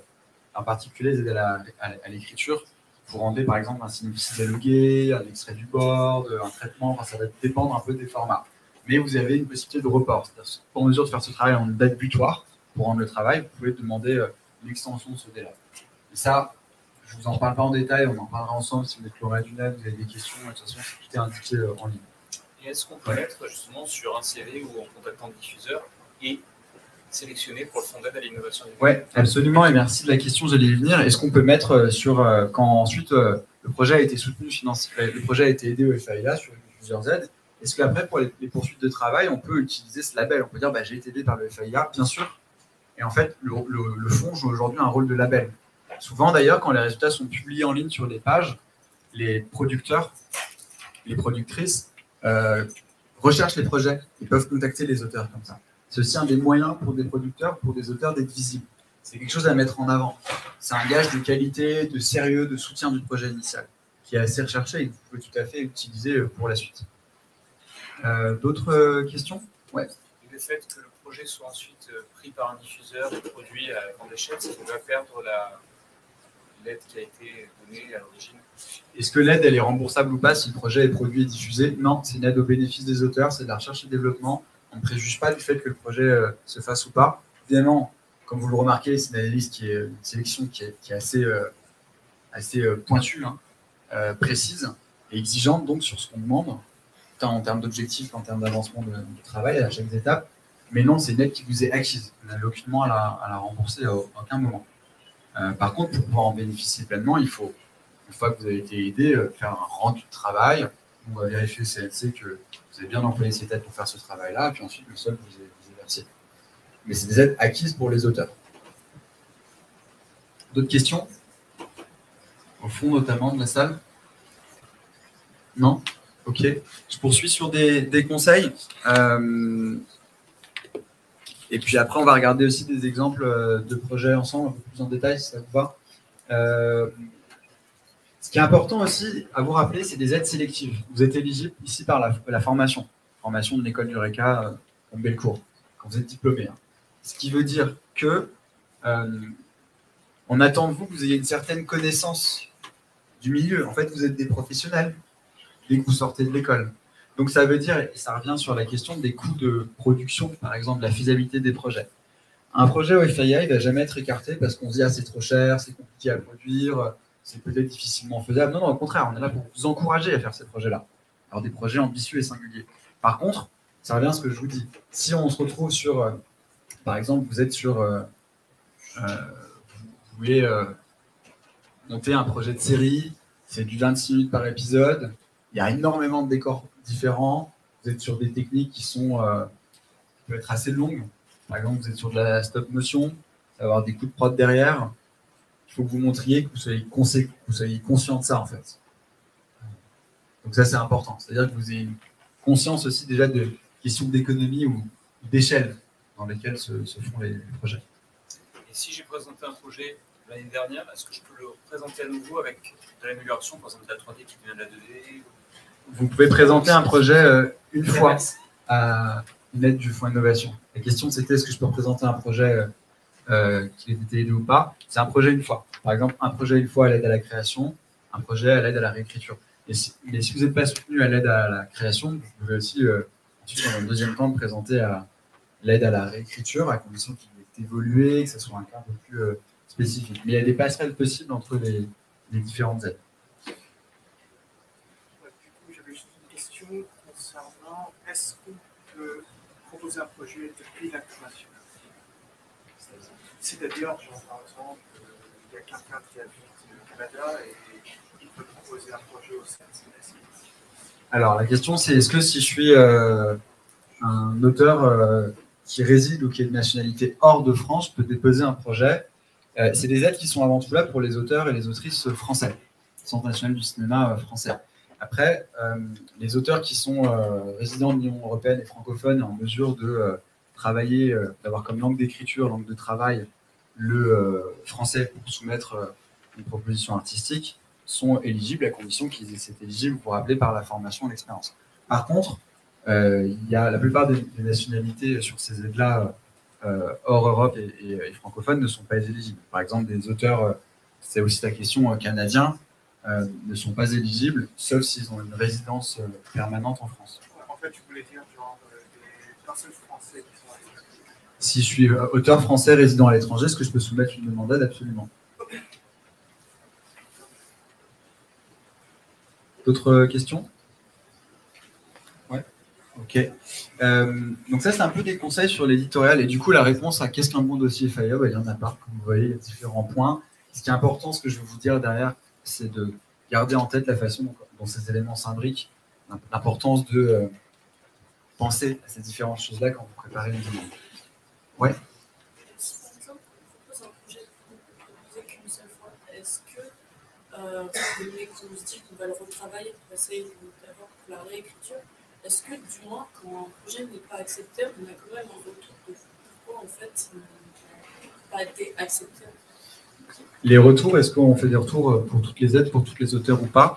On fait des retours pour tous les auteurs dont les projets sont présentés en commission. L'aide à la création, donc concept d'écriture, ou l'aide à la réécriture. Que les avis d'aide soient favorables ou pas. Par contre, sauf exception, on ne fait pas de retour pour les projets qui ne sont pas présélectionnés d'aide à la création pour des raisons de volume, de gestion. Moi, je passe une demi-heure à chaque fois à faire ces retours-là par auteur. Donc je vous laisse, j'ai évoqué les chiffres, ça fait des centaines de retours par an. En fait, on n'a pas la possibilité de le faire. C'est aussi un choix du CNC. Aujourd'hui, en l'état, dans le cadre qu'on a, on privilégie l'accompagnement des auteurs quand les projets sont présentés en commission, qui bénéficient d'un double retour d'analyse sur la présélection et sur la sélection. Ce qui est peut-être important aussi, c'est, et je ne l'ai pas fait en détail, je vous propose de le faire rapidement, c'est vous réexpliquer un petit peu comment on choisit les aides. Et après, je vous redonnerai encore des conseils plus précis sur les projets. Vous vous rappelez, on est là pour vous aider sur toutes les phases d'écriture du concept jusqu'au développement. Développement, ça va être pour les prods, ça j'y viens pas encore. En général, quand vous êtes sur les premières étapes d'écriture de votre projet, vous n'avez pas de prod, vous êtes seul en coécriture, vous pouvez solliciter une aide au concept dans un premier temps, qui va vous permettre de vous donner des moyens et du temps, et un forfait de 10 000 € seul ou en coécriture pour travailler sur le projet. Mais vous pouvez aussi directement, si le projet est plus développé, s'il y a un sino, les persos sont intégrés dans les décors, vous êtes déjà une sorte de pré-bible, entre guillemets, graphique aussi et scénaristique, déposer une demande à l'écriture. Encore une fois, on prend des exemples concrets de projets après, mais c'est soit vous fléchez au concept, soit vous fléchez à l'écriture. Vous choisissez en tant qu'auteur, en fonction de l'avancée du projet et de vos besoins. Par contre, la commission, de la même manière qu'elle est la seule à pouvoir donner un avis favorable ou défavorable, elle peut aussi choisir de requalifier un projet. Exemple, vous soumettez un projet de série à l'aide à l'écriture, il est présélectionné, il est soumis à la commission, elle rend un avis favorable au concept. Donc elle le requalifie comme lauréat concept. C'est-à-dire qu'au lieu d'avoir, par exemple, sur du 7 minutes, au lieu d'avoir une aide de 15 000 €, vous allez être vous allez toucher une aide au concept qui est de 10 000 €. Et ensuite, une fois que vous aurez fait le rendu de travail de l'aide au concept, une version retravaillée en fonction de ce que vous avez, sur quoi vous avez avancé, vous pouvez le soumettre dans un deuxième temps à l'aide à l'écriture, pour toucher un complément d'aide à l'écriture. Et là, le projet va repasser par les mêmes étapes. Il y a une présélection avec un anonymat. Ce pas les mêmes personnes qui l'auront lu en présélection a priori. Par contre, ça sera en majorité, si vous le soumettez pendant le même mandat, pendant 2 ans, la même commission, la majorité des membres qui l'aura analysé. Donc, vous aurez aussi un retour d'analyse sur 2 étapes. Et là, vous aurez ou pas un avis d'aide à l'écriture. C'est important aussi, quand vous êtes lauréat concept, de prendre le temps de continuer à bosser sur votre projet avant de soumettre une demande complémentaire d'aide à l'écriture. Pourquoi? Parce que souvent, pour la commission, les projets qui sont redéposés en écriture, après avoir été lauréat concept, ils le font de façon trop embryonnaire, trop vite. Et parfois, ils n'obtiennent pas des aides, ce qui paraît encore trop fragile. Beaucoup de questions qui ont été soulevées n'étaient pas résolues. Et après, les aides à la réécriture, donc ça, vous avez compris l'objet, comment ça fonctionne. Il y a 3 possibilités d'accès. Soit vous arrivez directement sur un projet en aide à la réécriture, vous n'avez pas nécessité d'aide du fonds innovation avant. Soit vous avez été aidé, par exemple, à l'aide de concept, mais il y a des nouvelles directions d'écriture, d'orientation artistique plus tard, et donc vous avez besoin d'un nouveau soutien avec une collaboration extérieure, donc vous faites cette demande d'aide à la réécriture. Soit, c'est le 3e cas, le projet n'a pas été soutenu à l'aide à la création, donc concept ou à l'écriture, c'est-à-dire que vous avez présenté une des 2 phases et il n'a pas été soutenu, donc vous pouvez le représenter à cette même phase, à l'aide à la création.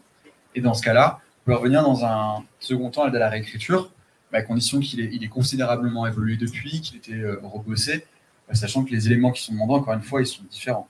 On demande un travail beaucoup plus fourni sur du dialogué, sur du graphisme, pour une aide à la réécriture. Si on veut faire un clip musical, est-ce qu'on demande justement le fonds d'aide à l'innovation audiovisuelle ou alors qu'il y avait une aide vidéo-musique, aide avant réalisation? Alors, il y a différents types d'aides pour différents types de projets.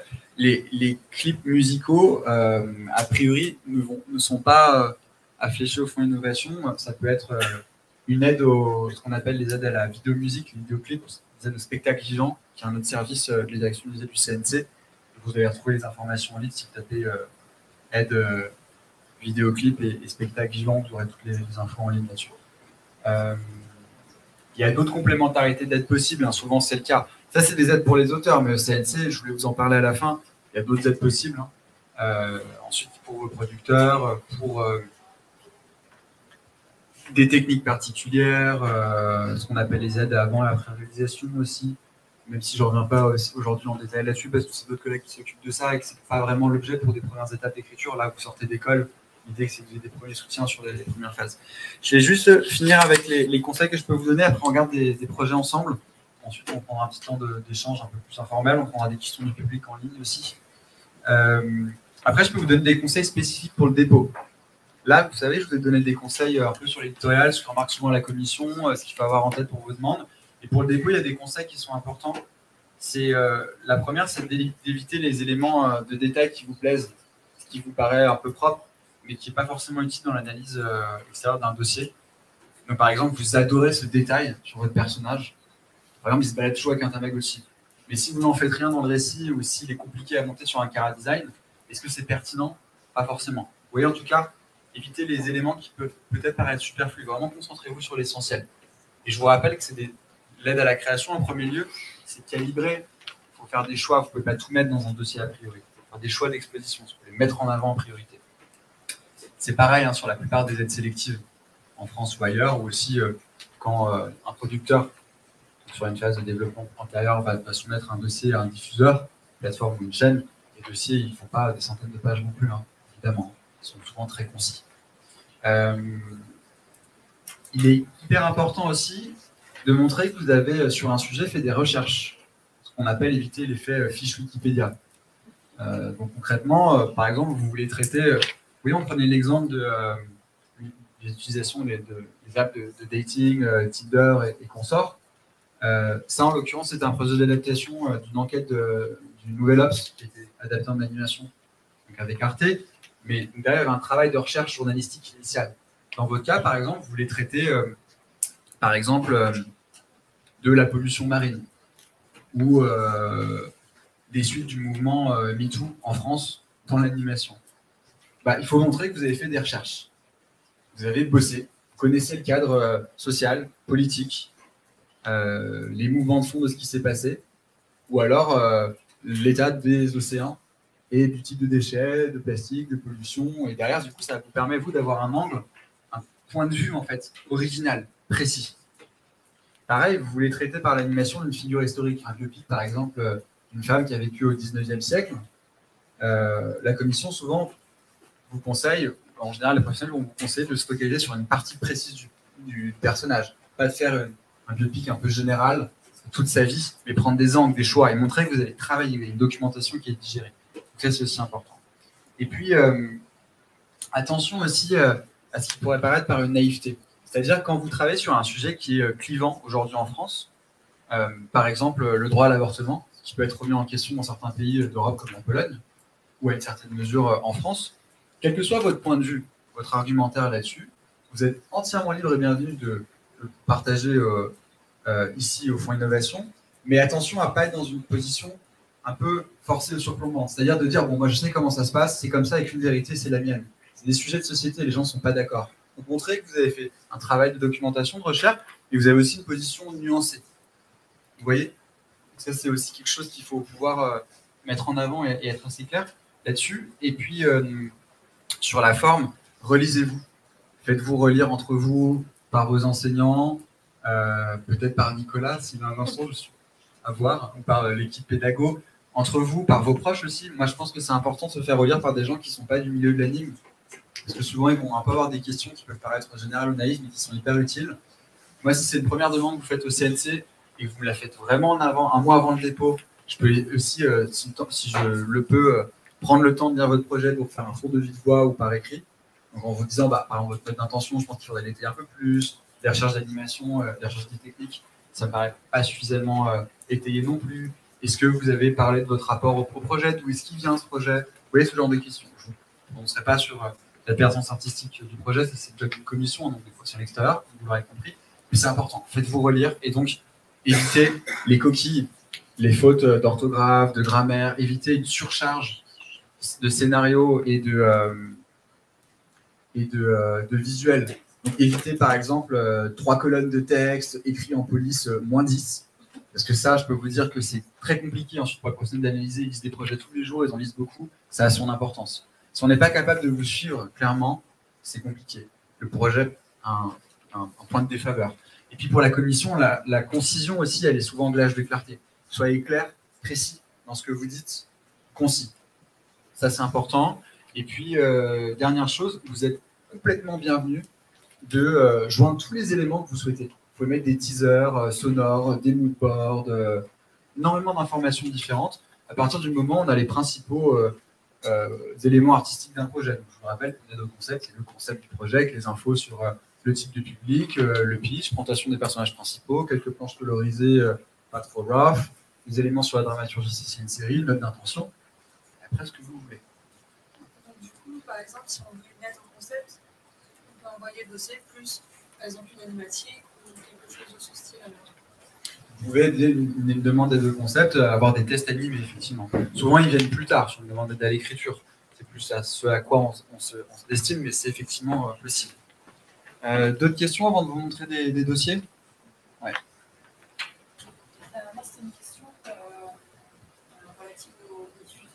que c'est pas interdit de contacter les diffuseurs qui présentent un projet.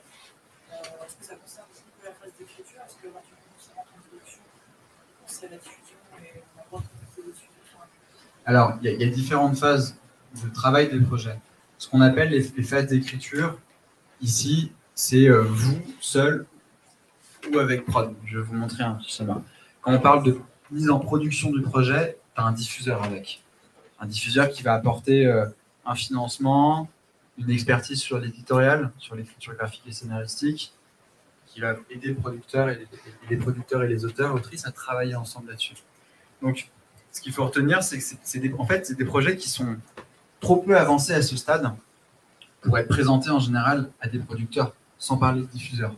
Cette règle, en fait, pas de convention d'écriture avec un diffuseur pour les aides concept écriture et écriture, elle est logique. Ça veut dire que si vous soumettez un projet à ce stade-là, ça veut dire qu'il est suffisamment avancé, il n'a pas besoin d'aide en fait du fonds d'innovation. Derrière, vous avez un prod qui est hyper bossé, léché, il est prêt à partir sur ce qu'on appelle une convention de développement. Un cadre juridique, vous allez travailler le projet avec un diffuseur. Il y a une autre question au fond. Si un des attraits du projet, c'est de s'inspirer de la graphique de quelqu'un qui a déjà filmé, est-ce que ça peut être pertinent de le mettre par exemple dans un board parce que c'est pas un Ouais. La question étant, est-ce qu'il est intéressant, pertinent ou pas, quand on s'inspire d'un auteur graphique existant, d'une page graphique existante, de le mettre dans un dossier, dans un moodboard, comme une référence. Bien sûr, les références, elles sont encouragées. Les références, ça peut être n'importe quoi, hein. Ça peut être du podcast, ça peut être des séries live, du roman graphique, encore une fois, de la BD, ou des auteurs d'animation existants, des travaux singuliers de personnes qui vous inspirent. Tout ça est bienvenu. Par contre, il faut expliquer pourquoi vous les choisissez. Et il faut le faire de façon concise. Souvent, les membres recommandent de prendre 2, 3, 4 références maximum. Si par exemple, vous dites, bon, là c'est Le Roi Lion / Gumball / Parks and Rec, il va falloir l'expliciter. Vous voyez sur les références. Il faut être un peu précis, explicité. Les références permettent de donner le ton, l'atmosphère, des esquisses de direction artistique, des éléments qui permettent d'analyser les projets. D'autres questions? Je vous dis tout à l'heure, on a parlé de qu'est-ce que c'est un contenu original. Si on a aimé un bouquin et qu'on a envie de l'adapter, de proposer sous forme de série ou de film animé, ça, c'est quelque chose qui est possible? Est-ce qu'on peut présenter des adaptations au fonds d'innovation, par exemple de romans? Oui, c'est bienvenu. Par contre, il faut que vous ayez, en tant qu'auteur, l'accord des ayants droit de l'œuvre originale. Si c'est vous-même, ça peut être plus simple, mais on le demande réglementairement quand on fait une demande. Typiquement, c'est ce qu'on va attendre. Vous savez, le dossier administratif, la partie pour le CNC. Et quand vous faites une adaptation aussi, dans le dossier artistique, celui qui est soumis à l'analyse, on va vous demander une note d'adaptation. On va vous dire, vous allez expliciter pourquoi vous adaptez le projet, quels sont vos partis pris par rapport à l'adaptation. Ce n'est pas votre analyse, votre avis sur l'œuvre d'origine, c'est vos partis pris, vos choix d'adaptation. Et les membres de la commission ou les professionnels en général sont d'autant plus font attention à ça parce que ça veut dire qu'il y a déjà un univers préexistant, il y a des personnages, peut-être un univers graphique. Vous allez ensuite choisir d'être plus ou moins proche en termes d'adaptation de cet univers, de ces personnages, pas de graphique. Mais comme c'est déjà existant, il faut montrer qu'il y a du boulot, qu'il y a vraiment un réel choix, une réflexion d'adaptation qui a été faite. On passe à des projets, des dossiers? Ouais.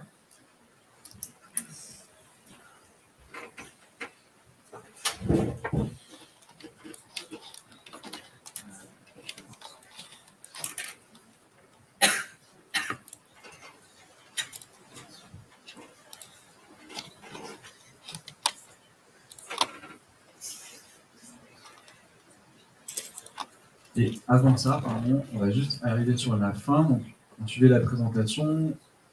Il y a l'aide à la réécriture. L'aide au développement, c'est pour les producteurs. Je ne vous en parle pas aujourd'hui, mais vous l'aurez dans la présentation. Et la fin, c'est là où je voulais en venir, et c'est là les dossiers qu'on va voir.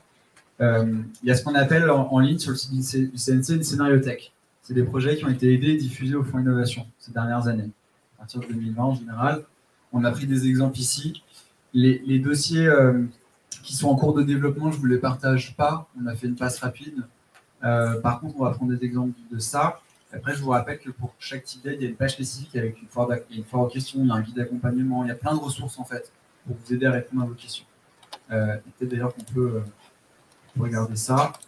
Vous voyez, on tombe sur le site Scénario du CNC. Donc, c'est surtout des courts-métrages à ce stade, mais il y a un onglet innovation, fondé à l'innovation audiovisuelle. Et là, vous avez des projets d'animation et de fiction. Ce qu'on peut vous montrer, par exemple, ça doit être... Qu'est-ce que je veux vous montrer? Je vais vous prendre un autre exemple. On va prendre Le Réveil des insectes. C'est une aide à l'écriture. Un court-métrage de 15 minutes. On n'a pas pris d'exemple de court-métrage encore. Qui a été diffusé sur Arte en 2021. C'est Stéphanie Lanzac et François Leroy. Il a obtenu, par exemple, une aide à l'écriture pour les auteurs en 2017. Et ensuite, il a obtenu une aide de développement l'année suivante, en 2012. Cette fois, c'est une aide pour la production. Et qui est là pour l'aider à convaincre des diffuseurs de s'engager sur le projet. Et qu'importe, ce qui est important de vous montrer, c'est ça. C'est le dossier d'abord de demande d'aide. Ils font une demande d'aide à l'écriture. Et ensuite, la page charge en ligne, c'est normal, ça va s'afficher. Ensuite, on partira sur le dossier de rendu d'aide. Je ne sais pas si on est connecté en ligne. Oui. Ouais.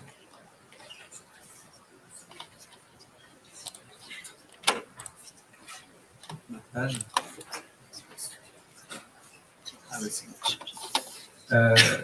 Donc, vous voyez, le dossier, il fait 16 pages max, il est anonyme. Vous avez le titre du projet avec une page qui accroche un petit peu. Ensuite, vous avez quelques lignes sur l'histoire. On est à Hong Kong, en mars, un peu monsieur qui perd la mémoire. Et puis, le réveil des insectes, c'est aussi une fête traditionnelle à Hong Kong sur la fin de l'hibernation des insectes. Je passe. Hein. L'idée, c'est pas que vous lisiez en détail, mais si vous faire une idée d'à quoi ressemble un projet. Là, vous avez un traitement. Ici. Avec les différentes scènes. Hong Kong au petit matin, Monsieur Fat attablé dans un restaurant de dim sum, donc de cuisine traditionnelle hongkongaise, allongé sur le sol, il se réveille. Vous avez le traitement. Ensuite, vous avez une présentation des personnages. Donc, vous avez la protagoniste, une des protagonistes principales. Là, ce que vous disent les auteurs, par exemple, c'est le personnage est librement inspiré d'un personnage réel. Et il se trouve qu'il y a des interviews d'elle en ligne, donc ils vous mettent un lien YouTube. Vous voyez, par exemple, ils vous montrent qu'ils sont documentés, que le personnage existe, qu'ils ont choisi de s'en inspirer librement, et puis vous avez un lien avec un entretien d'elle. Évidemment, tout ça est anonyme. Hein. Que ce soit, en tout cas, on ne connaît pas l'identité des auteurs. Ensuite, vous avez Monsieur Fat, une présentation du personnage. Vous voyez, le dossier, il est assez travaillé. Hein. Je ne sais pas si vous le voyez sur l'écran, mais ça ne ressort pas très bien. Mais vous avez des idéogrammes ici. Il y a tout un travail de mise en page, en fait, qui est assez fin. Ce qui peut avoir son utilité aussi pour mettre en avant un projet. Après, vous avez une page sur les ambiances. Vous voyez, donc là, c'est une vue sur un bras de mer de l'île de Hong Kong. Là, c'est là où se passe en partie l'histoire, un magasin traiteur sur Gage. Des ambiances encore.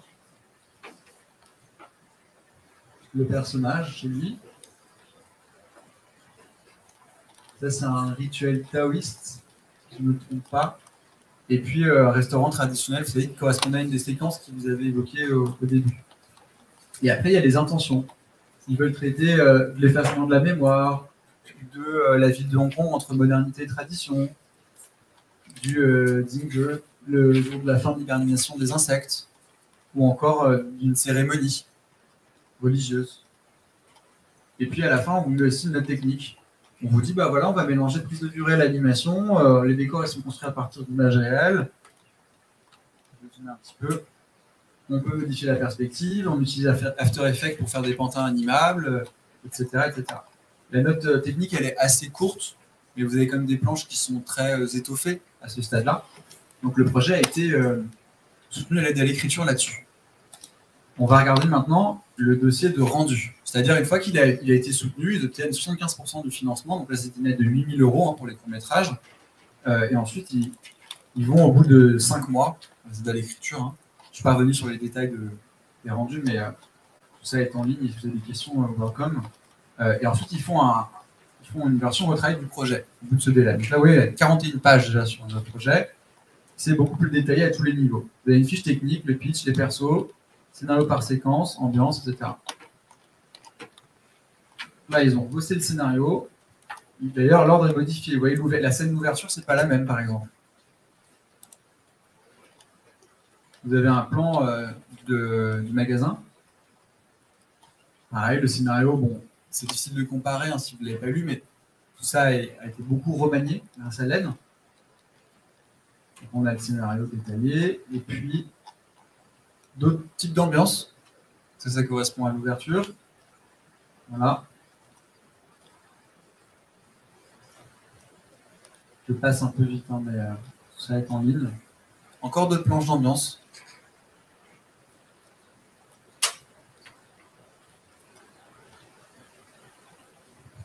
La note d'intention, qui pour le coup est a priori la même. Ils ont un peu étoffé, vous voyez, sur l'un des points qu'ils avaient, c'était la cérémonie religieuse. Donc on consacrait presque une petite page de plus. Là, on vous parle de musique aussi. Souvent, on vous recommande le traitement du son, de la matière sonore, de l'ambiance du son. Il faut l'incorporer en amont très tôt. Là, par exemple, ils vous en parlaient spécifiquement maintenant. Ils vous disaient, ah bah, nous, on envisage d'acquérir les droits d'interprétation de tel opéra cantonais. Voilà un lien YouTube, faites-vous une idée. Là, on demande à Denis Vautrin, un ingé son qui travaille sur tel type de projet, de travailler là-dessus. Voilà aux références sonores. Et puis là, déjà, vous voyez des parties de mise en scène. Ils ont choisi de ne pas travailler sans storyboard, par exemple.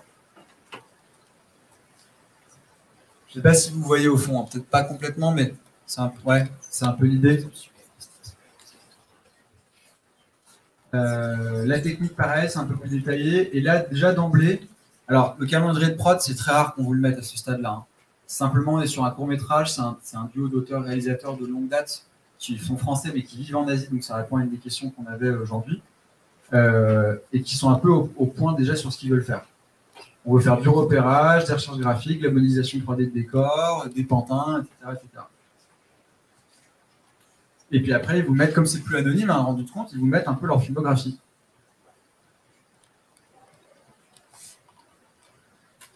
Et leur bio aussi. Voilà, ça c'est un premier projet. Est-ce que vous avez des questions ?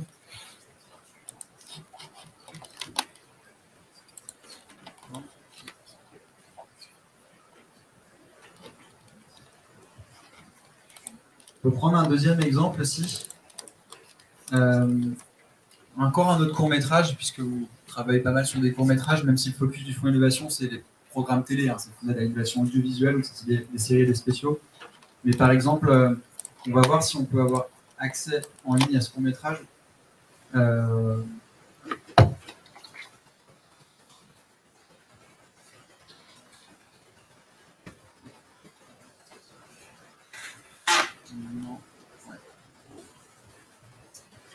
Alors, avant de passer au deuxième exemple, on va regarder un petit extrait du premier, donc le réveil des insectes, hein, que vous venez de voir, qui est en ligne.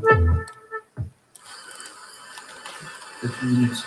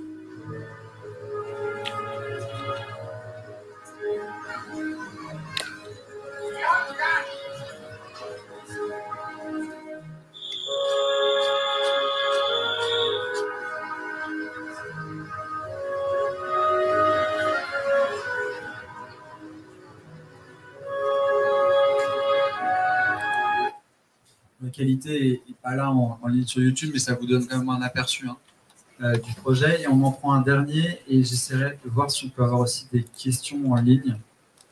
Peut-être un deuxième, c'est Vilaine Fils, et c'est un court-métrage qui est né en 2017. Il a été produit et diffusé en 2015. Il a été produit et diffusé en 2017. Vous voyez, c'est passé 2 ans, donc c'est aussi des délais qui sont plus courts parfois pour certains projets.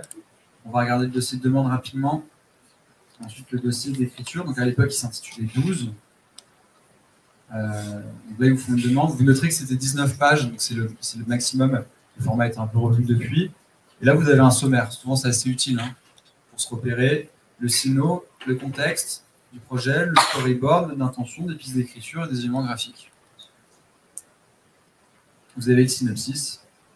On parle d'une petite fille turque de 8 ans qui est abusée sexuellement et des traumas et de l'apprentissage de sa mémoire qu'elle doit faire. Vous avez le contexte. On vous dit, bah voilà, en février 2015, il y a des manifestations de colère en Turquie contre les violences faites aux femmes. Voilà pourquoi moi je travaille là-dessus. Oui, déjà, il y a ce souci de documentation, de montrer un point de vue d'auteur personnel, en quoi ça touche cette personne. Encore une fois, de façon anonyme. Ça, c'est un choix, par exemple, de faire ce contexte-là. Ce n'est pas un élément obligatoire. C'est pour ça que c'est à vous de mettre en avant ce que vous souhaitez. Là, d'emblée, il y a des extraits de board aussi. Vous voyez, hop.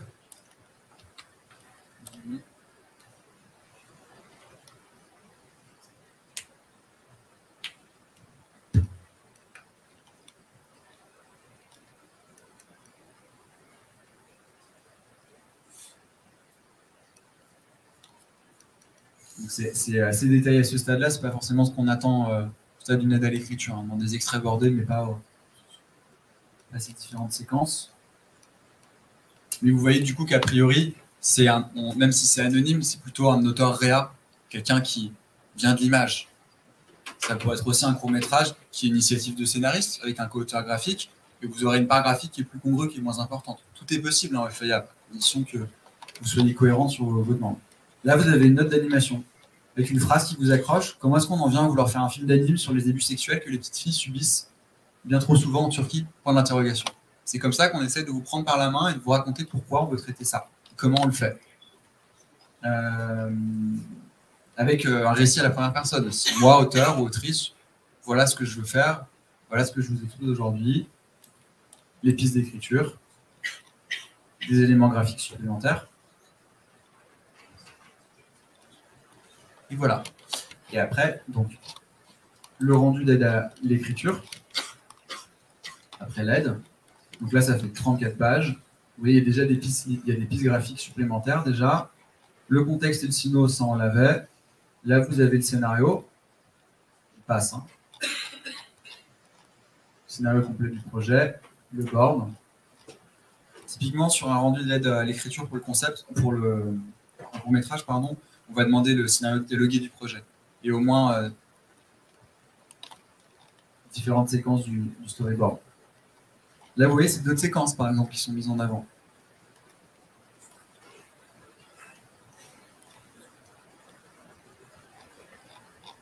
Donc, on avance. La note d'intention, qui est grosso modo la même. Des nouvelles recherches perso, par exemple. Vous voyez comment elle réagit aux mauvaises odeurs, monologue face au mur, posture introvertie, le balancement. Donc, il y a aussi une psychologie du personnage qui est retranscrite ici par l'animation par rapport au sujet. C'est une petite fille qui a été victime de violence. Donc, mouvement compulsif des mains, les ongles rongés. Donc, vous voyez, on vous présente le personnage principal et ça fait sens par rapport au sujet, à l'histoire et à ce que vit le personnage. Comment on veut le raconter, le narrer à l'écran. Et puis, il y a des essais d'animation. Je vous passe un petit extrait très rapidement, si ça marche. Et puis après, on regarde s'il y a des questions en ligne et on s'arrêtera là pour cet après-midi. Donc, on n'est pas là-dessus, c'est pas grave. Mais ça, vous l'avez en ligne. Voilà.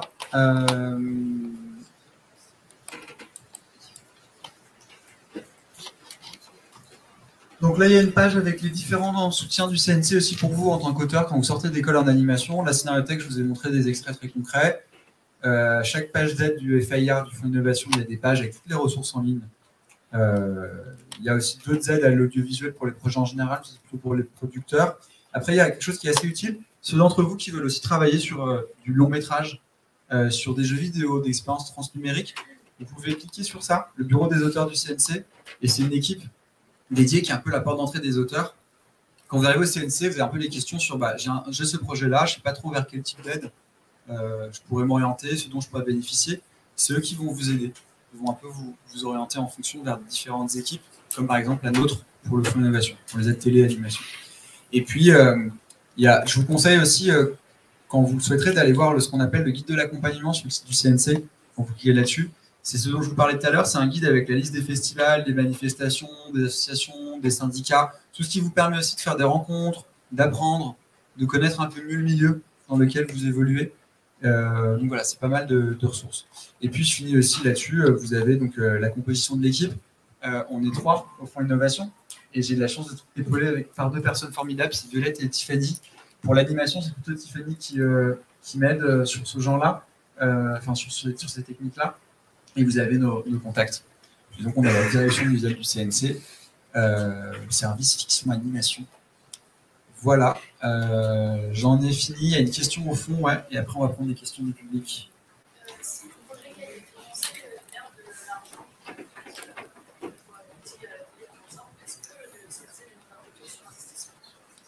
Si un projet est abouti et génère de l'argent, est-ce que le CNC demande un retour sur investissement? Alors, de manière générale, non, et pas pour des aides d'auteur, très clairement. C'est ce qu'on disait tout à l'heure. Comme je vous l'ai explicité, la plupart du budget, la majorité du budget du CNC, le loin, il ne vient pas d'un budget directement de l'État, qui pourrait d'ailleurs fluctuer en fonction des changements politiques. Il vient d'une collecte de taxes sur l'industrie. Quand vous allez au cinéma, un pourcentage du billet est reversé au CNC. Pareil sur des éditeurs de services de télévision, des chaînes, etc. Donc il n'y a pas cette notion de retour sur investissement, en tout cas pas pour des aides d'auteur. Les choses sont un peu plus complexes pour d'autres domaines, pour des producteurs, mais pas à ce niveau-là. L'aide, elle vous est à 100% acquise. Ça, c'est ce qu'il faut avoir en tête. Que le projet se fasse ou pas. On espère évidemment qu'il va se faire. D'autres questions? Pendant que je regarde si on en a en ligne.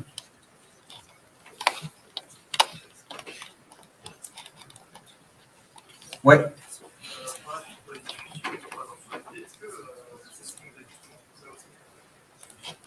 Pour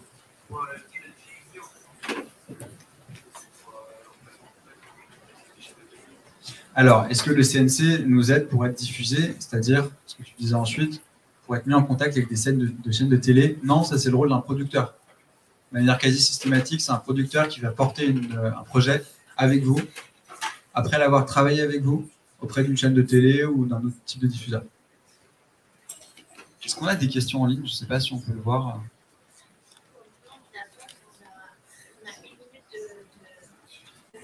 D'accord, ok.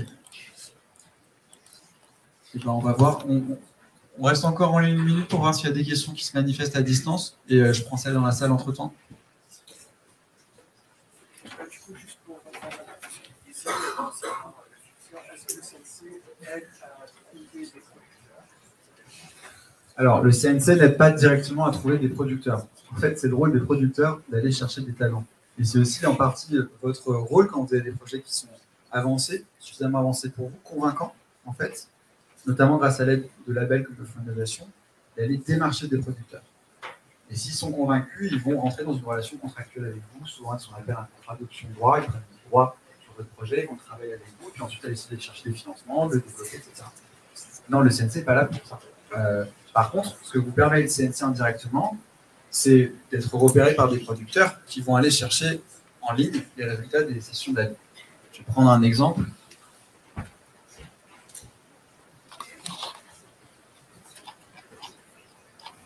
Si je reprends le PowerPoint, vous voyez, on tombe sur la page d'aide à la création que je vous ai présentée. Bon, il y a même, bon, vous avez sans doute assez de voir ma lunette, mais il y a même un entretien avec notre président de commission passée, qui s'appelle Nicolas Deveau. Il vous donne aussi un peu des conseils directs comme je l'ai fait. Puis là, vous avez un peu un guide d'accompagnement, demande de report, mode d'emploi, foire aux questions, etc. Et si on descend, donc là, vous avez tous les forfaits dont je vous parlais, donc ça va être 10 000 à 25 000 euros. La scénariothèque, les dates des commissions, des sessions, donc les dépôts, etc. Et pour revenir à ta question, on continue encore, les projets qui ont été aidés à la dernière session, par exemple. Donc vous voyez, il y a tous les formats, 13 minutes, 15, 17, 26, des spéciaux, il y a des cours. Vous avez la liste des auteurs quand c'est des lauréats d'aide à l'écriture. C'est-à-dire que l'anonymat est tombé, est fini. Si c'est des lauréats d'aide au concept, on ne met pas, vous voyez, on ne met pas les noms, évidemment, parce qu'ensuite ils vont souvent revenir pour solliciter une aide à l'écriture. Et après, il y a une page qui est hyper utile et pas très connue, c'est de regarder la liste entière des projets qui ont été aidés au fond depuis le début. Elle fait des pages et des pages Vous avez les formats, le pitch, les visuels. Ça, c'est hyper précieux. Vous voyez concrètement quels sont les projets qui ont été aidés. Vous voyez? Voilà. Non, j'avais une question justement sur l'anonymat, puisqu'il y a des graphistes reconnus qui peuvent déposer des dossiers d'aide à l'innovation. Ouais. Est-ce que certains peuvent être justement très reconnaissables, même si on ne donne pas leur nom? Comment vous traitez ce genre Question sur l'anonymat, donc le principe des aides à la création. Si c'est des animateurs, des auteurs graphiques qui sont reconnus, qui ont une patte graphique reconnaissable, est-ce que ça ne pose pas un problème en termes d'anonymat? La réponse est a priori non.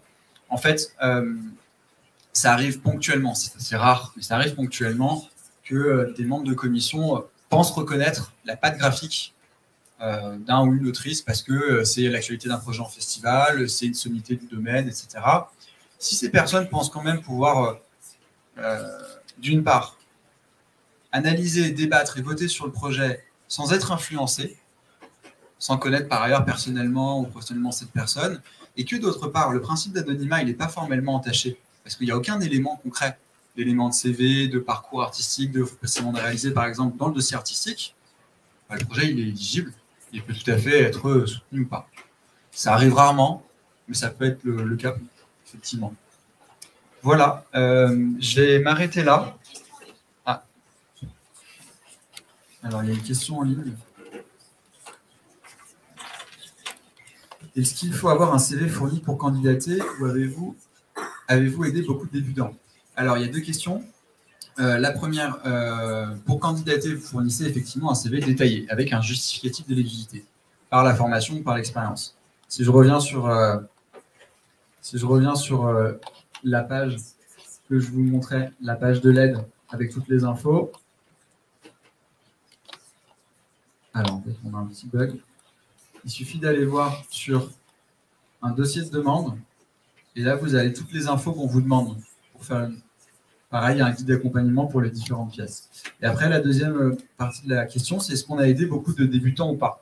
Quand on parle de débutants, j'imagine que vous parlez de personnes qui n'ont pas d'expérience encore télé. Vous n'avez pas de court-métrage, participation à des séries qui sont diffusées aujourd'hui à la télévision sur des plateformes. Oui, bien sûr, c'est un des objectifs du fonds, c'est pour ça que c'est anonyme d'ailleurs.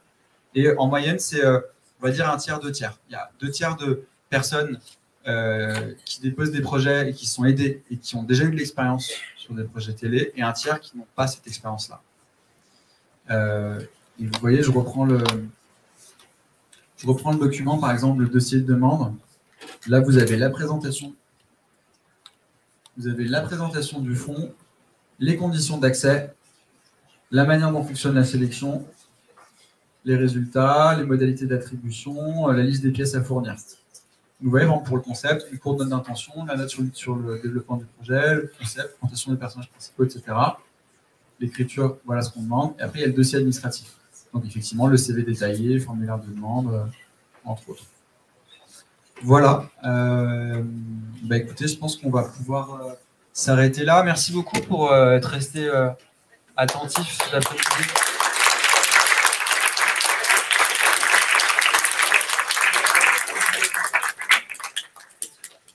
Et si vous avez des questions, encore une fois, on est à votre disposition, en particulier pour vos premières demandes d'aide. Contactez-nous un mois avant. Et avant ça, s'il vous plaît, relisez toutes les infos de cette présentation que je vais vous partager et les ressources en ligne. Ça évitera pas mal de questions et ça vous permettra déjà de préparer au mieux ça. Et j'espère qu'on aura de nouvelles bientôt, en tout cas cette prochaine année, pour ceux qui sont soit sortis d'école, soit qui s'apprêtent à être diplômés ces prochains mois. Voilà.